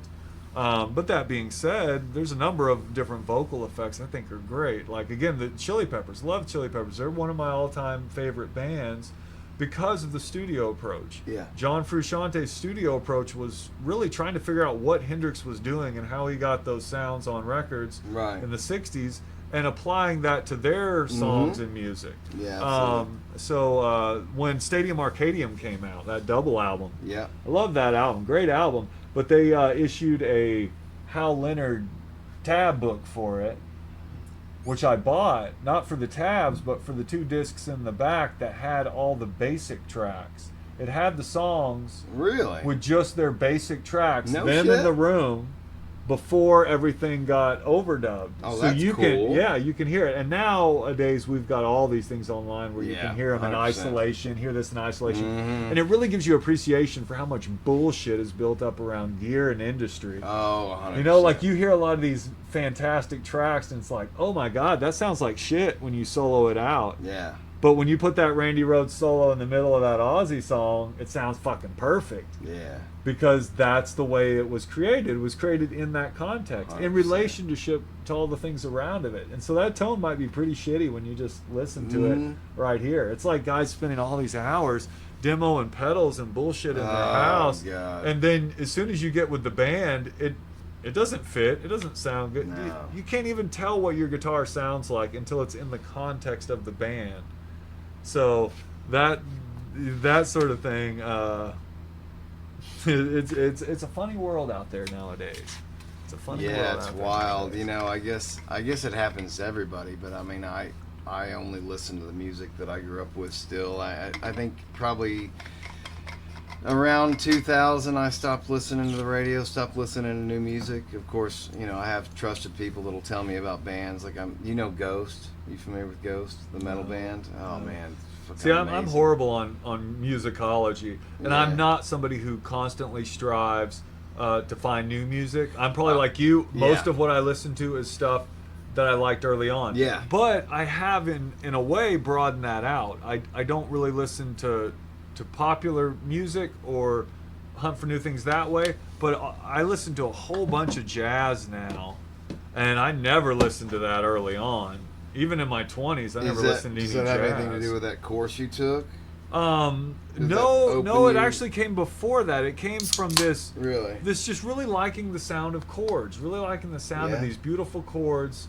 As my harmonic and melodic complexity grew in my head of what I could take in and absorb, Mhm. like when I first heard Manic Depression, I was like, I don't really like that Hendrix song. Mm-hmm. I don't really like it. I like all these other ones, but I don't know about that one. I was like 13 or something. Right. And it's because it was like in a 3/4 time, like a waltz. Mhm. Like everybody be waltzing around to it. But after I listened to it a couple times, then all of a sudden, I like that one just as Yeah, bad it grew as on the you. rest of them. Yeah. So those things grow on you. So I still try to leave that room for things to grow on me, find new stuff, but it's not popular music usually. It's something I found off somewhere else. It usually comes from a college radio station Right. where you're hearing that. It's not what the AI thinks I want to hear. It's what some other person is putting on that they like. That they like, I found yeah. a show that I like, Yeah. and they present something, and it's like, oh, there we go. I found a new band. Actually, one of my all-time favorite bands, it would be the Minutemen, because the Minutemen were the precursor to the Chili Peppers, Mhm. in my simple That's Jack estimation Irons, of right? things. on No, the drums? Minuteman is D Boone playing guitar, Mike Watt on bass, and then they had a couple different drummers I think that they But recorded Jack Irons albums was the with. Chili Peppers drummer, right? I don't know who their first drummer was before Chad Smith. Chad Smith. Chad's the drummer now and has been since Blood Sugar Sex Magic. Chad Smith. I'm not sure who the first Jack ones Irons were. Because Jack Irons did a Minutemen were West Coast punks who had like almost a surf-esque tone to their Okay. music, but punk music, all DIY, do it themselves. Right. Their album Double Nickels on the Dime What year would that have would be a been? classic. Same year that I 80s? Can't Drive 55, yeah, in the 80s came out. Yeah. Because their whole album had a thing kind of mocking that Okay. I Can't Drive Okay. 55. 80s stuff, punk stuff, punk era, but they were their own thing amongst the punk world. If you heard them now, you wouldn't say that's a punk band, but very much the punk mentality. Right. You know, that sort of thing. So they would definitely be one of my top bands. I'll come back and listen to them, but I found them on a university radio station. They come on Really? there, and it's just like, what is that guitar? Like, that's a very different sound. These guys sound very different because they had no idea what they were doing. They just got together and started playing. No idea, no But concept isn't that whatsoever. sometimes the best way? Is just figuring it out. I feel like so many kids, and I went through this phase where when I first started writing and recording, I was trying to emulate other people. Yeah. I wanted to sound like Kurt Cobain and Eddie Vedder. Everybody does. That's what gets And- you started, Sure, right? yeah. And as But do kids, you ever grow beyond? yeah, that? obviously you do eventually, but like it's just the same thing as like wanting to be Jack Sparrow or you wanting to be your superhero, right? As a Right. kid, you try on all these different personalities and finding your identity. You know, I didn't have an identity when I was a kid because I was trying to find it. You know, so Right. I'm trying to copy people at first, Yeah. and then so when I was in sober, you know, we were trying to chase that Creed sound, you know, that heavy Right. but hook kind of driven thing. And so if I came to the band with an acoustic song, they're like, we're not doing acoustic shit. Right. So I was having to do acoustic solo That might have been albums. your hit song that made you the millions, Like, that allowed you to do yeah. whatever you wanted afterwards. It's always the Right. ballad, you know, that acoustic song that But jumps when I out was there. in sober, I was doing sober and I was recording acoustic albums that had no percussion. It was just me layering acoustic stuff. I did 2 of them because I couldn't blend them. You know, and I'm listening to stuff like Pride and Glory and Zakk Wylde's Book of Shadows and, you know, some of his stuff. And, you know, obviously Alice in Chains had a great career of doing heavy shit with ballads. And I was like, I know it's possible. It's just this band is not interested in doing that. After that broke up, I started a band called The August. And I was like, man, I'm not even using a distortion pedal in this band. Everything's going to be odd time signatures and no hooks and no nothing. It was a disaster. But it was like, It's the artistic thing. it was that my you needed, rebellion right? of like, I've not been able to do this and I got to do this. And then Yeah. it didn't last long. And then we tried Gary out, our drummer now, who's been with us for 20 something years. We were showing him some songs of The August and Sober, and he was like, yeah, you know, I like the songs, but he was like, I don't feel like we need to stick to like this subgenre. Like, why can't we just open it up to whatever? Just call it rock. Right. And for the first time in my life, and it was 2003, so I would have been 21. And for the first time in my life, I was like, yeah, why am I putting constraints on my own music? Why am I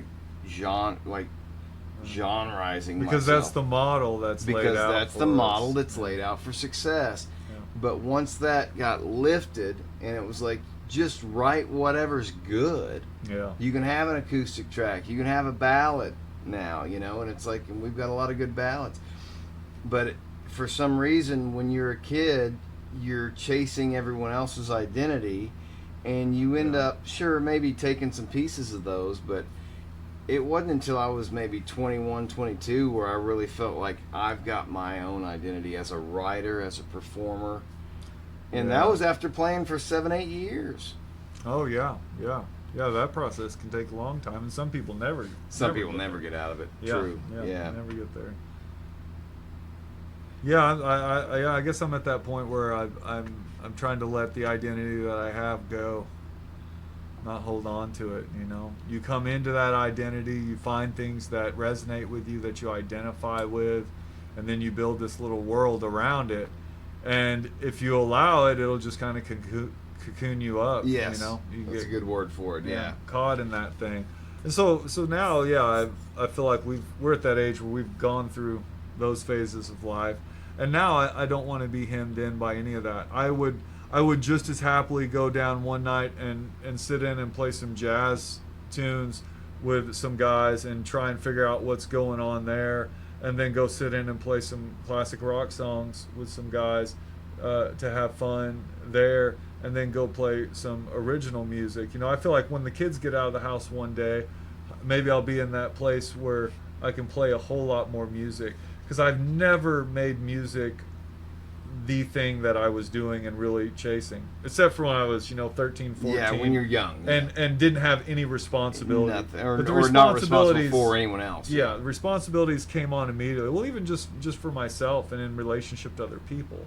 Never had that room to go chase your dream really in your 20s and just sink yourself into it. Right. Like Jack Black says, fuck the kids. Spend 2 years, give it everything you got. You don't come up with anything, then you don't got it. But, like never really had that time. Yeah. And all I ever really wanted with music was that time. It's like, because every time it felt like, oh, I'm getting a little better. There's a little bit more of that bit from the ether coming through, that channeling thing coming through, where something comes to me and I actually communicate it and it just comes out. That's what you do it all for. That moment of high where that happens. But isn't that the greatest high of all highs? When you get that lick and it just clicks and it's like, God damn, that didn't exist without me. Yes, we made this happen. That's a great thing right there, and worth it on its own. There's nothing else that has to happen. Yeah. You don't have to make money from it. It's really a joy to share that with other people. Yes, it is.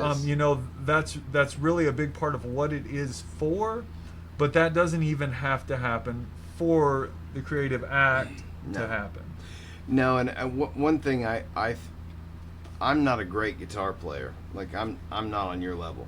But what I try to do as a rhythm guitar player is create interesting things. Right? Like I'm not a speed demon. That's a real part of the problem with the whole guitar. The thing is, people say that. They say I'm not a great guitar player, but then you turn around and they play rhythm guitar and they play great rhythm guitar. Well, they do something different. They got their own style. You have to be creative. If you're not a great guitar player, great gets equated to being a soloist. Yes, right. You're right. It's like I'm not Zakk Wylde. Right. Therefore, I have to be creative in the rhythms I play. So right. I like to do a lot of odd. And that to me is so much more interesting because the soloist part has been done to death so hard. It has been chased so hard since the guitar got materialized. It's gotten in the worn 60s. out. And that's what I dislike about Hendrix is that so many people focus on the soloing side versus the writing and the riffs, the rhythm, the way he played rhythm, and the way he created songs around that rhythm. Absolutely. So many of my guitar players that I idolize more now, they have that rhythm approach that informs their lead approach, their soloing, their melodies. Yeah. I want to hear the guy that can play a melody that is tied into that rhythm and that chord structure where they go together like a glove sort of thing versus the guy who can play a whole bunch of notes that are all the right notes, but oh man, we're speaking the same language for sure. Yeah, that musical language. But man, when it comes together and you have that session where you're in a practice and you play that song and all the parts you envisioned come to life, there is nothing like it. Yeah. There's nothing like it. Yeah. And it's just the most rewarding thing, and it's like, I mean, music is your passion. That's what you live for, and that's what I live for. But like what I was saying earlier, like as a rhythm guitarist, who knows, I can't shred. I'm not going to be able to do that kind of thing. I like to put accents where they shouldn't be. I like weird kind of beats. I like to do some odd time signatures here and there. Not just to do it, but if it feels right, I just don't I don't like constraints. Right. Right. I do like. I prefer a song that's under 4 minutes. And I do like a good hook. Like I'm more in the pop world than not. Like Dream Theater and Tool, I feel very exhausted after listening to that kind of stuff. Yeah. Whereas you look at like something like the Metallica Black album, I feel like I love the heaviness, and I love the fact there's like 5 songs on that album that have really good hooks that are really strong. I lean more toward the commercial aspect of music because I want big hooks, I want things to be sung along to, but I also love progressive elements of music and doing new things and new riffs and stuff that sounds cool. And so you're always at a constant, as a songwriter, you're in a constant state of, what have I never done before, what do I want to keep familiar with my sound. Right. So it's always a constant challenge to do new things, but also to not stray too far from what you are. But ultimately, you want a song, like, for me, one of the reasons I started writing songs is, like, I didn't think that the people who were putting out songs were necessarily good enough. They weren't doing what I wanted to hear. And we were spoiled in the 90s, and we had a lot of great 90s bands, but it was like, it's not exactly what I want. Maybe I can do it, Right. And so I steal from every one of you guys all the best parts, and then I start writing stuff, and this, so I'm writing this music for me. Yeah. But at the same time, you want people to enjoy it. If I was just to get on a mic and meow like a cat playing an A chord, that might be artistic, but nobody's gonna fucking want to hear that, right? So there's always that balance of doing it for yourself, and then also making a product that people want to hear. Right. Well, that's where that quantity thing helps out. Do a lot of songs, create a lot, keep creating, and some of them are going to stick. Yep, and those are the ones that, like I said, my success rate is 9%. Mm-hmm. And those 9%, man, you put the work into those 9%. And you make them the best you can every single fucking note. And I'm a perfectionist. It's like, I want everything nailed down. I want to make every note great. If this song is good and we're going to do this song, we're going to pay money to record this song, I want to make it tight. I want to make it good. I want to make every aspect of it tight. And then you have a lasting product that is going to outlive you. Right. I would say I feel like you have to be careful there, because you can lose the creativity and the chemistry that comes in creating if you get too obsessed with the perfection side of it. It can get in the way, such that you finally get it done and you have this really polished thing that sounds perfect, but you lost something along the way. That's something that like, I like Eric Johnson a lot, but it's weird. It's like I like his technical style and approach, the way he handles the instrument, but I don't really like his records that much. Right. Like I'd almost prefer to hear a live concert than listen to the record, because so much of it is over perfected. There's a thing of getting what it is you want to hear, the vibe, the feeling you want out of something. That's one thing, but trying to quote unquote make the music perfect in a technical fashion, when you look at that lens, that scalpel of, is this right, is that right, then you start to lose the process. I'd rather have that rough recording from the 60s where there's a few loose things in there, but everybody was doing it together. They had their soul into it. They were really giving something to that song, versus these guys have played this 30 times over, and they just finally hit it where everything is perfect, but you can tell there was no real fire left in them, or love of the song. I definitely understand where you're coming from on so that. it's a fine line. It's one of those things that can be hard to pin down where you're at, what you're chasing in that way. Yeah. Are you trying to perfect this for the sake of perfection? I think you're a little more loosey-goosey than I am, probably production-wise. Whereas it's like you probably think a song probably remains in flux to a certain extent, where it remains alive. Right. Whereas where I'm like, if we're going to record it this way, this is the way. This is locking it in. And you're looking at it like it's the long term. Yeah. This is the documented reality of what this song is. Right. And stuff. Now you can change it live later. Like there's a lot of songs that evolve live from the studio recording. But when I'm recording a song, I don't want it to be improv. I want everybody to know what they're doing. I want to lock this down tight. Now, like I said, when you play it live, there's a lot of songs on Carry Me Home where I sing it differently, I play it differently. It's evolved. The song evolves over time. But when you're recording, I want it locked in, dialed in. I don't want any surprises. I don't want you fucking doing weird-ass drum fills in a space you've never done it before, Yeah. I want to know so that's kind of what I'm talking about. Yeah. A lot. And I love bands that play their songs different live. I think that's cool. A lot of people want to hear it just like the record, but at the same time, live versions have been a thing since the history of time, Yeah.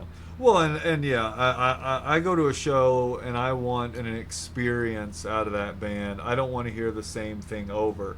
And maybe for the band, it is the same way, and they can give you an honest interpretation of that song and still carry emotion, meaning in that same interpretation. But a lot of those bands, they tour and they play all the time. They play that song every night. Every night. And so if they're just playing it every night the same way, I'm not getting a very genuine experience out of them. You're dead inside at that point. You're just playing the same thing. Yeah, you got to infuse some life into it. Yeah. But so here's a good example. Like, we covered Walk This Way for Durham Fest 3. My guitar player is not a fan of Joe Perry. So it's like, I'm just going to do different solos. And it's like, well, then it kind of defeats the point of covering the song, right? Because people who are listening want to hear those Joe Perry licks. That iconic of a song. Yeah. And he improvised them, and it was not the Joe Perry. I mean, we played the song, but he was doing his own solos, and it just it didn't go over well. If you play Comfortably Numb and play your own solo, right?